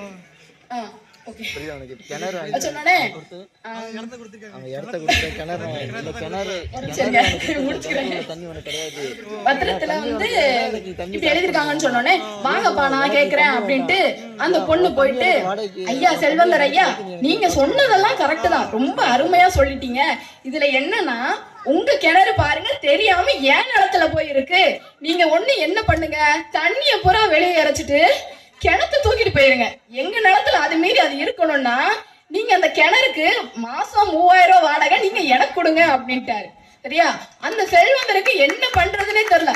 அட பாவமே, நம்ம ஏமாத்தணும்னு நினைச்சோமே, ஆனா அவன் கடைசியில நம்மளை ஏமாத்திட்டானே. நம்ம ஒருத்தரை ஏமாத்தணும்னு நினைச்சா நம்மளை ஏமாத்த 4 பேர் நம்ம பின்னாடியே தான் இருப்பாங்க. மக்களே புரிஞ்சுக்கோங்க. சரியா, சிலரை பொறுத்தவரை வாழ்க்கையில வெற்றி பெறதுக்கு வேணா கல்வி வந்து அவசியம் இல்லாம இருக்கலாம், கரெக்ட் தான். ஆனா அந்த பெற்ற வெற்றியை வந்து தக்க வச்சு கொள்றதுக்கு கண்டிப்பா கல்வி அவசியம் என்று கூறி என் உரையை முடித்துக் கொள்கிறேன். நன்றி, வணக்கம். வேளாங்கண்ணி வந்து பார்த்தீங்கன்னா பொறிஞ்சு தள்ளியிருக்காங்க. கஷ்டப்படாமல் எதுவும் கிடைக்காதுமா, கொஞ்சம் கஷ்டப்படுங்கன்னு சொல்லியிருக்காங்க. அடுத்தது காமராஜரை பற்றி சொன்னாங்க. காமராஜரை பற்றி முக்கியமான இன்னொரு விஷயம் என்னென்னா, பரவலாக்கப்பட்ட பொருளாதாரம்னு சொல்லுவாங்க. மற்ற ஸ்டேட்டுக்கும் தமிழ்நாட்டுக்குள்ள மிகப்பெரிய வித்தியாசம் அப்படின்னு பார்த்தீங்கன்னா, மற்ற ஸ்டேட்டில் ஒரு 4-5 ஊர் தான் பெரிய ஊராக இருக்கும். ஆனால் தமிழ்நாட்டில் இருக்கிற ஒவ்வொரு மாவட்டமும் தொழில் நகரமாக இருக்கிறது வந்து பார்த்தீங்கன்னா காமராஜர் போட்ட விதை தான். எல்லா ஊருமே வந்து தற்சார்பு பொருளாதாரத்தை நோக்கி நகரணுன்றதுக்காக ஒவ்வொரு மாவட்ட தலைநகருமே பொருளாதாரம் சார்ந்ததாகவே இருக்கும். அது எல்லாமே காமராஜர் அன்னைக்கு போட்ட விதை தான். அந்த சிப்காட்டு இதெல்லாமே தொழில் நகரமாக உருவாக்குறதுக்காக. ஸோ பரவலாக்கப்பட்ட பொருளாதாரம்னு வரும்போது பெரிய விஷயங்கள் அதெல்லாம் கல்வியினால் மட்டும்தான் சாத்தியப்படும் அப்படின்னு அவங்க சொன்னாங்க. கல்வி மட்டும்தான் எல்லாத்தையும் கொண்டு வரும். உங்களுக்கு கௌரவம், உங்களுடைய மானம், உங்களுடைய பொருளாதாரம், உங்களுடைய செல்வ செழிப்பு எல்லாமே எதனால் வரும்னா கல்வியால் மட்டும்தான் கொண்டு வரும் அப்படின்னு சொல்லி சொன்னாங்க. கல்விக்காக என்ன வேணாலும் செய்யுங்க என்னங்களா, கற்கை நன்றே கற்கை நன்றே பிச்சை பகிரும் கற்கை நன்றே அப்படின்னு சொல்லி ஔவையார் வந்து யாருக்கு சொல்கிறாங்க? பாண்டிய பேரரசனுக்கு சொல்கிறாங்க. ஒரு அரசனுக்கு, பேரரசனுக்கு சொல்கிறாங்க, கண்டிப்பாக நீ படிக்கணும் அப்படின்னு சொல்லி. எப்படி படிக்கணும்? பிச்சை புகினும் கற்கை நன்றே அப்படின்றாங்க. பிச்சை எடுத்தாவது படி. அதை இன்னைக்கு வந்து பார்த்தீங்கன்னா தமிழ் சமுதாயம் வந்து பார்த்தீங்கன்னா அதில் மிகப்பெரிய இருக்குது. அப்பா அம்மா வந்து பார்த்தீங்கன்னா அவங்க சொன்னாங்க, தங்கம் வந்து பார்த்தீங்கன்னா கோயிலுக்கெல்லாம் நம்ம தங்கம் நிறையா போட்டுட்டு வரணும் அப்படின்னு வரும்போது, எதுக்காக பகட்டா வரணும் அப்படின்னு சொல்லும்போது, கோயிலுக்கு வரும்போது ஏன் நல்ல தோரணையாக வரணும் அப்படின்னா, நம்ம எப்படி வரமோ அதை விட பல மடங்காக திரும்பி போவோம். ஆசீர்வாதம் நம்ம எந்த தோரணையில் வரமோ, நம்ம கிழிஞ்சு போன ட்ரெஸ்ஸை வந்தோன்னா அது பல மடங்காக பெருகி போகும். அதேமாதிரி கிழிஞ்சு போன ட்ரெஸ்ஸாகவே போட்டு போவோம். இல்லை நம்ம வரும்போதே நல்ல தோரணையோட, நல்ல செல்வ செழிப்பாடு, நல்ல மனநிலையோடைய வரும்போது அதை விட பல மடங்கு பெருகி போகும். அப்போ என்ன மனநிலை, என்ன உடனடியோட வரமோ அதே மாதிரி தான் வெளியில் போவோன்றதுக்காக தான் ஆலயத்திற்குள்ளே கோயிலுக்குள்ளே வரும்போது கிழிஞ்சலோட கைலி ஜட்டி கிட்டிலாம் போட்டுட்டு வந்துடாதீங்க, அப்படியே உள்ள ஷார்ட்ஸை போட்டுட்டு பாடை போட்டு நைட்டி போட்டு வராதிங்கன்னு சொல்கிறதுக்கு காரணம் அதுதான். ஸோ அப்போ அது வந்து அவங்க சொன்ன விஷயம் அதுதான். அப்போ கல்வி ரொம்ப வந்து முக்கியமான விஷயம். கூர்தீட்டப்படாத கல்வி. எல்லாருமே படிச்சிருக்காங்க, பிஹெச்டி வரைக்கும் படிச்சிருப்பாங்க. ஆனால் ஏபிசிடி எழுத்து கூட்டி படிக்க தெரியாது. அவர் படிச்சிருக்கிறாரு, அவர் பின்னாடி பிஹெச்டி பட்டம் கேட்டால் இருக்குது. ஆனால் கோர்வையாக ஒரு 4 வாரத்தை வந்து பார்த்தீங்கன்னா அவரோட தீசிஸே அவரால் சப்மிட் பண்ண முடியுமானா பண்ண முடியாது. அந்த மாதிரியான விஷயங்கள் தான் இருக்கும். அது கூர்தீட்டப்படாத கல்வி, அதாவது கொரோனா பாஸ் மாதிரி. அடுத்து வந்து பார்த்தீங்கன்னா ஏமாற்றுதல். இதில் வந்து கொஞ்சம் முரண்பாடு இருக்குது. ஏன்னா இன்னைக்கு உலகத்தில் நிறைய ஏமாத்துறது வந்து பார்த்தீங்கன்னா படித்தவங்க மட்டும்தான். ஏன் அப்படின்னு பார்த்தீங்கன்னா படிக்காதவங்க பெரும்பாலும் பெரிய அளவில் ஏமாத்துறது இல்லை. அன்றைக்கி ஒரு வேளை சாப்பாட்டுக்கு ஏமாற்றுவான், இல்லை ஒரு நாள் சாப்பாட்டுக்கு ஏமாற்றுவான். ஆனால் படிக்காதவன் பார்த்தீங்கன்னா 3 தலைமுறைக்கு சேர்த்து நம்மளை ஏமாற்றுவான். ஏன் அப்படின்னா இன்றைக்கி படிச்சிருக்க டாக்டர், ஸ்கேனு எல்லாமே நம்ம போகணும் அப்படின்னா, சாதாரண ஒரு தலைவலின்னு போயிட்டு யாராச்சும் மினிமம் ஒரு 500 ரூபா ஃபீஸ் இல்லாமல் வெளியில் வந்திருக்குமா? இல்லை. ஓகேங்களா? ஏன் அப்படின்னு பார்த்தீங்கன்னா அது எல்லாமே பணம் பணம் பணம் அப்படின்னு போயிடுச்சு. அது யார் ஏமாத்துறதா? உட்காந்துருக்க டாக்டர் படித்தவரா படிக்காதவரா? படித்தவர் தான் ஏமாத்துறாங்க. ஓகேங்களா? ஸோ அதனால் ஒரு சின்ன முரண்பாடு அதில். அடுத்து வந்து பார்த்தீங்கன்னா யாரையும் ஏமாற்றாதீங்க, ஏமாறாதீங்கன்னு சொல்லி தர்றது கல்வி. ஆனால் அதில் செய்யறது எல்லாமே யாரு அப்படின்னு சொல்லி நிரூபிக்கிறதுக்காக அடுத்து வந்து பார்த்தீங்கன்னா நான் அவசியம் இல்லை அப்படின்னு சொல்றதுக்காக பேசுறதுக்காக திருமதி மரிய சுகந்தி அவர்களை அழைக்கிறேன். அதுக்கு எனக்கு எல்லாம் ஆபரேஷன் பண்ணியிருக்கா. கத்தோலிக்க திருச்சபையின் தலைமையிடமான ரோமே பேரரசின் பேதுரு தலைமை பீடத்தையே ஒத்திருந்த போல உயர்ந்த அழகிய ஆலயத்தை இந்த சின்னஞ்சிறு கிராமமான தீத்தாம்பட்டியில் திட்டமிட்ட என் பெருமான் கடவுளுக்கு என் முதற்கண் வணக்கத்தை தெரிவித்துக் கொண்டு இங்கு வந்திருக்கும் அனைத்து மக்களுக்கும் என் 134வது புனித ஞான பிரகாசியர் திருவிழா வாழ்த்துக்களை தெரிவித்துக் கொண்டு பங்கு தந்தை அவர்களுக்கும் என் இருக்கரம் கூப்பி வணக்கங்களை தெரிவித்துக் கொண்டு எங்கள் அணிக்கு சாதகமாக தீர்ப்பை எழுதி இந்த உலகத்திற்கு உண்மையை உறக்க சொல்ல வந்திருக்கும் நடுவர் ஐயா அவர்களுக்கும் வணக்கத்தை தெரிவித்துக் கொண்டு படிக்காமல் என்னை வளர்த்த என் தாய் தந்தைக்கு இந்த உரையை நான் சமர்ப்பிக்கிறேன். இப்போ 3 பேர் பேசுறாங்க படிப்பு முக்கியம்னு. படிப்பு முக்கியம் சொல்றதுக்கு அவங்களுக்கு எக்கச்சக்கமா கதை தேவைப்படுது. ஃபாதர் மறைவுரை வச்சமா இருந்தது, எல்லாம் தூங்கிக்கிட்டு இருந்தீங்க, எல்லாம் கொஞ்சம் முழிச்சுக்கோங்க, இன்ட்ரெஸ்டா பேசிடலாம். ஓகே, எக்கச்சக்கமா புனைக்கதைகள் தேவைப்படுது, அப்புறம் திருக்குறள் தேவைப்படுது. ஆனா இவங்க 3 பேருக்கும் பதில் சொல்றதுக்கு எனக்கு 2 வரி பாட்டு போதும். என் தலைவன் கண்ணதாசன் கொடுத்திருக்கான். புத்தியுள்ள மனிதர் எல்லாம் வெற்றி காண்பதில்லை, வெற்றி பெற்ற மனிதர் எல்லாம் புத்திசாலி இல்லை, புத்திசாலி இல்லை. இதுலயே எல்லாம் புரிஞ்சிருக்கும். இன்னும் கொஞ்சம் விளக்கமா சொல்றேன். என்னன்னா 2 பேருமே நிறைய பெற்றவர்கள் பத்தி பேசுனாங்க. நான் சொல்றேன், என்ன படிக்க வச்சது படிக்காத என் தாய் தகப்பன் தான். ஓகேவா? அவங்க வாழ்க்கையில தோத்துட்டாங்க, நான் இங்க ஒத்துக்கினேன்னா அதுக்கு நன்றியே இல்லைன்னு அர்த்தம். அதனால சொல்றேன், ஏன் தாய் தகப்பன் தோக்கல, வாழ்க்கையில வெற்றி பெற்று என்ன கொண்டு வந்திருக்காங்க. உங்க தாய் தகப்பனும் உங்களை வெற்றி பெற்று கொண்டு வந்திருக்காங்கன்னா எல்லாரும் ஜோர கை தட்டுங்க பாப்போம். அப்புறம் செல்வாக்கா எனக்கு ஒரு பாயிண்ட சூப்பரா எடுத்து கொடுத்தாங்க. பேங்க்ல போய் ஃபார்ம் ஃபில்அப் பண்ண தெரியல. நான் சேலஞ்ச் பண்றேன், இந்த ஊர்ல 12th டிகிரியோ முடிச்ச ஒரு பையனையும் பொண்ணையும் தனியா போய் பேங்க்ல ஃபார்ம் ஃபில்அப் பண்ண சொல்லுங்க பாப்போம். வருத்தப்படாத வாலிபர் சங்கம்னு ஒரு படத்துல சிவகார்த்திகேயன் சொல்லுவார் பாத்தீங்களா, ஐயா அதுக்கு நான் மாடே மேய்க்க போறேன் அப்படிதான் சொல்லுவானுங்க. ரியாலிட்டி இதான். ரியாலிட்டி ஃபேஸ் பண்றதுக்கு சுத்தமாக தைரியமே கிடையாது. அப்புறம் இன்னொன்னு சொன்னாங்க, மூட நம்பிக்கை. இப்பதான் அந்த பாயிண்ட் நான் கேள்விப்படுறேன். மூட நம்பிக்கை படிக்காதவங்க கிட்டயா இருக்கு? நியூஸ் பேப்பர் படிக்கிறது இல்லையா செல்வாக்கா? மூட நம்பிக்கை எல்லார்கிட்டயும் இருக்கு. ரீசெண்டா கூட ஒரு சில மாசங்கள் முன்னாடி ஒரு ப்ரொஃபஸரா இருக்காராம். அவர் இன்ஜினியரிங் காலேஜ்ல அவர் ஒரு 2 பெண் பிள்ளைகளை நரபலி கொடுத்தாரு. அவர் படிச்சவரா படிக்காதவரா? அதனால மூட நம்பிக்கைக்கு படிச்சவங்க படிக்காதவங்க எல்லாம் வித்தியாசம் கிடையாது. எல்லாரும் சமமா மூட நம்பிக்கையை தப்பா பண்ணுவானுங்க. நெக்ஸ்ட் என்னது, படிச்சு நாங்க நல்லா வேலைக்கு போறோம், படிச்சு முன்னேறோம், வேலைக்கு போறோம். வேலைக்கு கரெக்ட் தான், வேலைக்கு தான் போவ லாக்கி, வேலைக்காரனா இருக்கதான் லாக்கி. இன்ஜினியரே ஆனாலும் நீ 1 லட்சம் ரூபாய் நீ சம்பளம் வாங்கினாலும் கார்பரேட் கம்பெனிக்கு வேலைக்காரன் தானே நீனு. போலீஸாவ அதிகாரியாவ ரைட்டு தான், டிஎன்பிஎஸ்சி எக்ஸாம் எழுதி அதிகாரியாவ. கவர்மெண்ட்டுக்கும் இங்க இருக்கிற மொத்த பப்ளிக்கும் உங்க பேர் என்னது? பப்ளிக் சர்வெண்ட், வேலைக்காரன். இதுவே ஒரு பெட்டி கடை வச்சிருந்தாலும் எங்க அண்ணாச்சி முதலாளி தான். ஓகேவா? வேலைக்காரன் கிடையாது. படிச்சாதான் முன்னேறணும்னா இப்போ ஒரு சில கொஞ்ச நாளைக்கு முன்னாடி தீத்தாம்பட்டின்ற ஊரை பத்தி நியூஸ்லாம் வந்தது. எப்படி வந்தது ஞாபகம் இருக்கும்னு நினைக்கிறேன். சிபி நடராஜன் ஒருத்தர், அவர் என்ன காலேஜ்ல டிகிரி படிச்சாரு எனக்கு யாருக்கா தெரியுமா? எனக்கு தெரிஞ்ச ஒரு டிகிரி படிக்கல. ஆனா அவரு ஹெலிகாப்டர்ல தெற்கு தீத்தாம்பட்டிக்கு வந்தாரு. ஓகேவா? தெற்கு தீத்தாம்பட்டிக்கு அவரோட குலதெய்வ சாமிக்கு வேண்டிட்டு போனாரு. அது எல்லா நியூஸ்ல வந்துதா இல்லையா? படிச்சவனுக்காக இங்க நியூஸ் வந்துதா, படிக்காதவனுக்காக நியூஸ் வந்துதா? சோ ரிஸ்க் எடுக்கணுமா? படிக்காதவங்க ரிஸ்க் எடுப்பாங்க. ரிஸ்க் எடுக்கிறதுலாம் அவங்களுக்கு ரஸ்க் சாப்பிடுற மாதிரி. படிச்சா நான் படித்துட்டு வேலைக்கு போகிறேன், நான் யாருக்கா வேலைக்கு போறேன். நீ வேலைக்கு தான் போனோம், கீழே தான் இருக்கணும், நாங்க எங்களுக்கே முதலாளி, அதுக்கு வாழும் உதாரணம் அண்ணன் சிபி நடராஜன் அவர்கள். அடுத்து என்னது இந்த சின்ன பிள்ளைங்களை நான் கேக்குறேன், இந்த குட்டி பசங்கிட்ட என்னப்பா ஆக போறீங்க அப்படின்னா என்ன சொல்லுவாங்க? டாக்டர் ஆவேன். என் டாக்டரா என்ன செய்வேன்? ஏழை மக்களுக்கு உதவி செய்வேன். போலீஸ் ஆகி நியாயத்தை தட்டி கேட்பேன். இதே பையனை 25 வயசுல நான் கேக்குறேன், என்னப்பா ஆகுறேன்? கல்யாணம் ஆனதோ ஆகாதோ 25 வயசுல நான் கேக்குறேன், என்ன ஆகுற? டாக்டர் ஆயிருப்பான். டாக்டர் ஆயிட்டேன். என்ன பண்ணிருக்க? தீத்தாம்பட்டி விட்டு வெளியே போய் பெரிய கிளினிக் வச்சிருக்கேன். அப்படியாப்பா? எதுக்கு? அங்கதான் நல்ல காசு கட்டும். சின்ன வயசுல அவன் டார்கெட் என்னது? ஏழைகளுக்கு இலவசமாக மருத்துவம் செய்வது. வளர்ந்ததுக்கு அப்புறம் அவன் டார்கெட் என்னது? நல்லா காசு சம்பாதிக்கணும். போலீஸா இருந்தா நல்லா லஞ்சம் வாங்கலாம். ஒரு சிலரை சொல்றேன். ஆனா இது அது மட்டும் இல்ல, பெற்றோர்களும் கொஞ்சம் கூட சலைச்சவங்க இல்ல.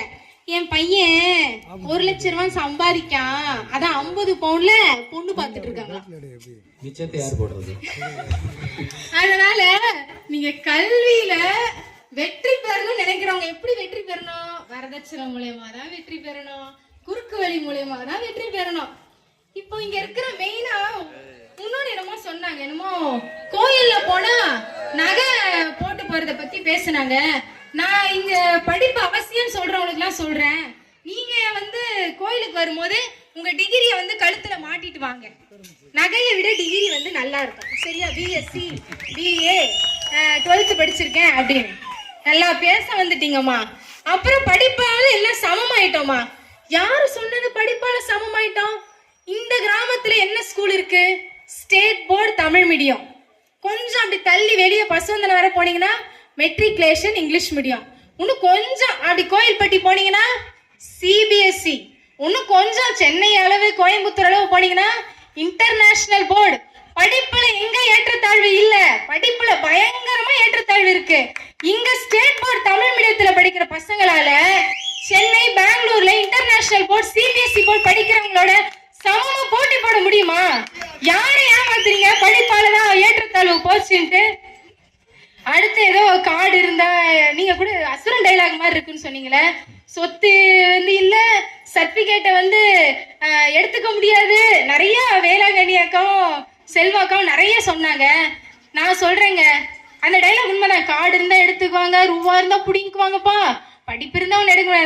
நீங்க கிடையில கிடக்கும் போது உங்க பிள்ளைகிட்ட சொல்லுங்க, இப்போ பீரோ தரப்பா, பீரோல வந்து அப்படியே என் டிகிரி சர்டிபிகேட்ஸா இருக்கு, டிப்ளமோ டிகிரி அது இதை படிச்சிருக்கேன், இதெல்லாம் வச்சு பரம்பரையா கொண்டு போக சொல்லுங்க. 2 காலையும் பிடிச்சு வெளியே தூக்கி போட்டுருவான். அதுவே எப்பா என்கிட்ட கார்டு இருக்கு, 4 கார்டு இருக்கு சுத்தி, ஓகேவா? அடுத்து ரூபா நிறைய அக்கௌண்ட்ல இருக்கு, நிறைய 50 பவுன் 60 பவுன் நகை பீரோல வச்சிருக்கேன், என்ன யாராவது பாத்துக்கோங்கப்பான்னு சொல்லுங்க. கடைசி காலத்துல அப்படியே சொர்க்கத்தை நீங்க அப்படியே மண்ணுலகத்திலேயே பார்க்கலாம். இப்போ இந்த காலம் என்ன காலம்னா, அந்த காலம் வந்து லேப்டாப் கொடுத்து படிக்க சொன்ன காலம். இந்த காலம் கள்ளசாராயம் சாப்பிட்டா 10 லட்சம் ரூபாய் கொடுக்கிற காலம், ஓகேவா? இப்போ அரசாங்கம் வேற டிஸ்கஸ் பண்ணிட்டு இருக்காங்க. அரசியல் வல்லுநர்கள் சொல்றாங்க, இனி டாஸ்மாக் கதிகளை அதிகமாக்க வேண்டும். 150 ரூபாய் கோட்டர் விக்கிறதுனால தான் கள்ளசாராயம் குடிக்கான், அது 50 ரூபாய் மாத்து குடிமகனே, நல்லா எல்லாம் பாடிக்கிட்டே வரட்டும், ஓகேவா? 50 ரூபாய்க்கு மாத்திரணும். ஆலோசனைகளை பாருங்க. அடுத்து என்னது? செத்து போன வீட்டுக்கு 25 லட்சம் ரூபாய் கொடுக்கணுமா? அரசு வேலை கொடுக்கணும்னு இன்னொரு அரசியல் தலைவர் வந்து சொல்றாரு. படிச்சு கஷ்டப்பட்டு ஸ்டேட் ஃபர்ஸ்ட் எடுக்கிறேன், இது எடுக்கிறேன், எவ்வளவு கஷ்டப்படுறாங்க. இத மாதிரி ஒரு இது 10 லட்சம் ரூபாய் உன்னால வாங்க முடியுமா? அதனால என்ன சொல்றேன், 10 வருஷத்துல வாங்கிடுவோம். உங்களுக்கு 10 லட்சம் வேணுமா? உடனே கள்ளச்சாராயத்தை குடிச்சு செத்துரு. இப்ப அப்படிதான் இருக்கு அரசாங்கம். கல்விக்கு முக்கியத்துவம், கல்விக்கு எங்க உங்களுக்கு ஊக்கத்தொகை 1000 ரூபாய் கொடுத்து ஏமாத்திட்டு 10 லட்சம் ரூபாய் கொடுத்துக்கிட்டு இருக்காங்க. முன்னாடி லேப்டாப் கொடுத்தாங்க, இப்ப அதையும் நிறுத்திட்டாங்க. அதனால சிந்தியுங்கள் மக்களே, அரசாங்கத்தை நம்பிலாம் படிக்காதீங்க, வாழ்க்கையில வெற்றி பெறணும்னு படிங்க. தலைப்பு என்னன்னா கல்வி அவசியமா இல்லையான்றது தலைப்பு கிடையாது. நானும் அவசியம் இல்லைன்னு சொல்ல, நானும் படிச்சிருக்கேன். வாழ்க்கைக்கு வெற்றி பெற தலைப்பு நல்லா புரிஞ்சுக்க நடுவர் அவர்களே. வாழ்க்கைக்கு வெற்றி பெற கல்வி அவசியமே கிடையாது. இறுதியாக என் தலைவன் பவுலடிகளார், நம்ம பைபிள்ல இருக்கிற பவுலடிகளார் சொல்வாரு, கிறிஸ்துவை ஆதாயமாக்கி கொள்ள அனைத்தையும் குப்பை முக்கியம் கருதுகிறேன்னு சொன்னாரு. அதே போல எங்களோட மெயினான தலைவர் ஞானப்பிரகாசியா சொல்லியிருக்காரு, it is better to be the child of God rather than king of the world. அதாவது உலகத்திற்கே அரசனாக இருப்பதை விட நான் குழந்தை, இன்னும் தெரியாத குழந்தையா இருந்துட்டு போறேன்னு சொல்றாரு. சோ அவர்கள் அடிசுவடை பின்பற்றும் நான் சொல்றேன், இந்த வாழ்க்கையில் வெற்றி பெறுவதற்கும் கல்வி உபயோகப்படாது. இறை அரசுக்கு போகணும், நம்ம ஆண்டவர் இயேசு கிறிஸ்துவ பார்க்கணும்னு நினைச்சாலும் கல்வி உபயோகப்படாது. ஆகவே வாழ்க்கையில் வெற்றி பெற கல்வி அவசியம் இல்லை இல்லை இல்லை என்று கூறி என் உரையை முடிக்கிறேன். நன்றி, வணக்கம். ஸோ மரிய சுகந்தி அவர்கள் வந்து பார்த்தீங்கன்னா புத்தி வேறு கல்வி வேறு, ஓகேங்களா, நிறைய விஷயங்கள் சொன்னாங்க. அறிவு வேறு, ஆற்றல் வேறு, புத்தி வேறு, கல்வி வேறு, நிஜம் வேறு, நிதர்சனம் வேறு, ஓகேங்களா, உண்மை வேறு, நம்ம கண்ணுக்கு முன்னாடி பார்க்குற ஒரு விஷயம் வேறு, அங்கே நடக்கிறது வேற ஒரு விஷயமா இருக்குது. அடுத்து வந்து பார்த்தீங்கன்னா நிறைய பேர் வந்து பார்த்தீங்கன்னா வேலைக்கு போகணும் ஆசைப்படுறோம், அது எல்லாமே அப்படின்னா சர்வெண்ட் வரைக்கும், கடைசி வரைக்கும் சர்வெண்ட்டாக தான் இருக்க முடியும் வாழ்க்கையில். நாம் ஒரு முதலாளியாக ஆகவே முடியாது. கடைசி வரைக்கும் இன்னொரு கையை எதிர்பார்த்து தான் நம்ம வாழ்ந்தவாக வேண்டியும் அப்படின்றாங்க. ஆனால் படிக்காதவங்களாக இருந்தாங்க அப்படின்னா அவங்க இன்னொருத்தவங்களுக்கு கொடுக்குற இடத்துல இருப்பாங்க அப்படின்ற மாதிரி சொல்கிறாங்க. படித்தவர்கள் வந்து பார்த்தீங்கன்னா ரிஸ்க் எடுக்க தயங்குவாங்க, அப்படிங்களா தெரியல, பார்ப்போம். படித்தவர்கள் வந்து பார்த்தீங்கன்னா ரிஸ்க் எடுக்க தயங்குறாங்களாம், படிக்காதவர்கள் தான் அதிகமாக ரஸ்க் சாப்பிட்ற மாதிரி சாப்பிட்ருவாங்களாம். அடுத்து வந்து பார்த்தீங்கன்னா நகையெல்லாம் மாட்டிட்டு நம்ம கோயிலுக்கோ எங்கே வேணாலும் ஃபங்க்ஷனுக்கோ எல்லாத்துக்கும் போகலாம், டிகிரியை மாட்டிட்டு போக முடியாது இல்லையா. அது அடுத்து பார்த்தீங்கன்னா கல்வியில் உள்ள மிகப்பெரிய ஏற்றத்தாழ்வு. அவங்க ஆரம்பத்தில் நிறைய விஷயங்கள் சொன்னாங்க, கொஞ்சம் அரசியலையும் கலந்துட்டாங்க. கல்வியில் உள்ள மிகப்பெரிய ஏற்றத்தாழ்வு ஸ்டேட் போர்டு, மெட்ரிக், ஓகேங்களா. அடுத்து வந்து சிபிஎஸ்சி, அப்புறம் ஐசிஎம்ஆர் சிலபஸ் நிறையா இருக்குது, ஐசிஐஎஸ் சிலபஸ்லாம் இருக்குது. ஸோ சிலபஸ் வந்து ஒவ்வொன்றும் மாறுது, அது ஸ்டாண்டர்ட் ஆஃப் அவங்கவுங்க அந்த பேரண்டோட கல்விக்கு. ஏன்னா இங்கே மிகப்பெரிய ஏற்றத்தாழ்வு அப்படின்னு வந்து பார்த்தீங்கன்னா எல்லா வந்து பார்த்தீங்கன்னா மத ரீதியாவோ ஜாதி ரீதியாவோ இருக்கிற மிகப்பெரிய கட்டமைப்பெல்லாம் விட பொருளாதார ரீதியாக இருக்கிற மிகப்பெரிய கட்டமைப்பு வந்து பார்த்தீங்கன்னா பெரியும். ஒரே ஜாதியிலே இருக்கக்கூடிய கூட பொருளாதார ரீதியாக இருக்கிற பொண்ணு கொடுக்க தயங்குவாங்க, ஓகேங்களா. ஒரே மதமாக இருக்கலாம், தயங்கலாம். ஆனால் இங்கே உள்ளுக்குள்ள ஒரு பொருளாதார ரீதி வந்து பார்த்தீங்கன்னா மிகப்பெரிய, எனக்கு 50 ரூபா குத்திக்கிட்டு போயிருக்கான் அவர் தான்.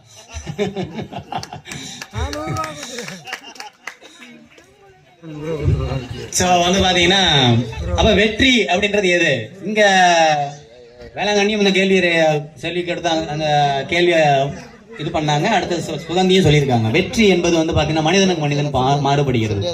சில பேருக்கு அது பொருளாதாரம் சம்பந்தப்பட்டதாக இருக்கிறது, சில பேருக்கு அது மானம் சம்பந்தப்பட்டதா, கௌரவம் சம்பந்தப்பட்டதாக இருக்கிறது, சில பேருக்கு வந்து பார்த்தீங்கன்னா அது வந்து கல்வி சம்பந்தப்பட்டதாக இருக்கு. ஒவ்வொருத்தருக்கும் மாறுபட்டு கொண்டே இருக்கிறது, சரியா. இதே கொடுத்துட்டே இருக்காங்கன்னு தெரியல யாரு சம்பளமா, இந்த பக்கத்துக்கு ஒரு 50, இந்த பக்கத்துக்கு ஒரு 50 கொடுங்க, பெருசா கொடுங்க கொடுக்கறத. சோ இப்ப வந்து பாத்தீங்கன்னா இரண்டு பக்கமும் சமமான கருத்துக்கள் முன்வைக்கப்பட்டு இருக்கிறது. ஒரு பக்கம் நாங்க முதலாளியா இருக்கணும் நாங்க ஆசைப்படுறோம்ன்றாங்க, இவங்க ஒரு பக்கம் சர்வெண்டா இருக்கணும்னு ஆசைப்படுறாங்க. ரெண்டு பேருமே காமராஜர் உதாரணமா எடுத்துக்கிட்டாங்க. இப்ப தீர்ப்பு என்ன அப்படின்னு பாத்தீங்க அப்படின்னா, ஒரு அரசாங்கம் அப்படின்னு இருக்கு அப்படின்னு பாத்தீங்கன்னா ஒரு அரசியல்வாதியோட காலம் அதுல வந்து பாத்தீங்கன்னா அதிகபட்சம் 5 ஆண்டுகள் தான். 5 ஆண்டுகளுக்கு அப்புறம் மறுபடியும் எலெக்ஷன் வைப்பாங்க, மறுபடியும் அவர் வரலாம் இல்ல வேற யாராவது வரலாம், ஓகேங்களா. இப்ப நடக்கிற மாதிரி இல்ல, அந்த காலத்துல உண்மையா நேர்மையா நடந்துச்சு, அதனால அப்ப இருந்தது. அப்ப ஒரு அதிகாரி அப்படின்றது ஒரு வேலைக்கு சேர்றாரு, ஒரு 20 வருஷம் 25 சேர்றாரு அப்படின்னா அவருக்கான காலகட்டம் குறைந்தபட்சம் 30 வருடங்கள் இருக்கு, ஓகேங்களா. அப்ப 20 வருஷம் ஒரு 5 வருஷம் வேலை செய்யற ஒரு அரசியல்வாதி அவரும் வந்து பாத்தீங்கன்னா அவன் முதலாளின்னு சொல்ல முடியாது. அவரும் யாரு, சர்வெண்ட் ஆஃப் பீப்புள் தான், ஓகேங்களா. கவர்மெண்ட் மக்களோட பிரதிநிதியா தான் அவர் அங்க இருக்கிறாரே தவிர அவருக்குன்னு தனிப்பட்ட அதிகாரமோ எதுவுமே இல்லை. 5 வருஷத்துக்கு அப்புறம் அவர் பீஸ் பண்ணுங்க போன பல்பு தான்.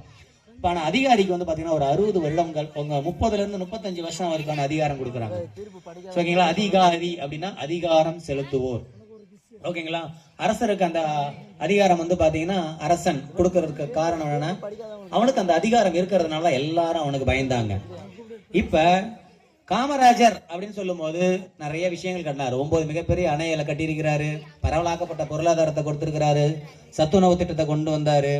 அப்புறம் வந்து ஊருக்கு 3 கிலோமீட்டர்ல இருந்து 5 கிலோமீட்டருக்குள்ள கண்டிப்பா ஒரு ஸ்கூல் இருக்கணும், பள்ளி இருக்கணும் அப்படின்னு சொல்லி கல்வியை வந்து கட்டாயமாக்குனாரு, தூண்டினாரு, மக்களை படிக்க வைக்கணும்னு சொல்லி தூண்டினாரு. இது எல்லாமே இருக்குது. ஆனா அந்த திட்டங்கள் எல்லாமே காமராஜருடையது, கரெக்டா. ஆனா அந்த திட்டங்களை நடைமுறைப்படுத்தியது யார்? அவரால் நியமிக்கப்பட்ட அதிகாரிகள். அவங்களாம் படிச்சிருப்பாங்களா, படிக்காம இருப்பாங்களா? அப்ப ஒரு அரசாங்கம் ஒரு திட்டத்தை கொண்டு வருது அப்படின்னா அந்த திட்டத்தை நடைமுறைப்படுத்த வேண்டியது அதிகாரிகள் தான். அவங்க படிக்காம இருந்தா அந்த நிர்வாகம் எப்படி இருக்கும் நீங்க நினைக்கிறீங்க? நேர்மையா இருக்கலாம், ஆனா திறமையா இருக்குமா?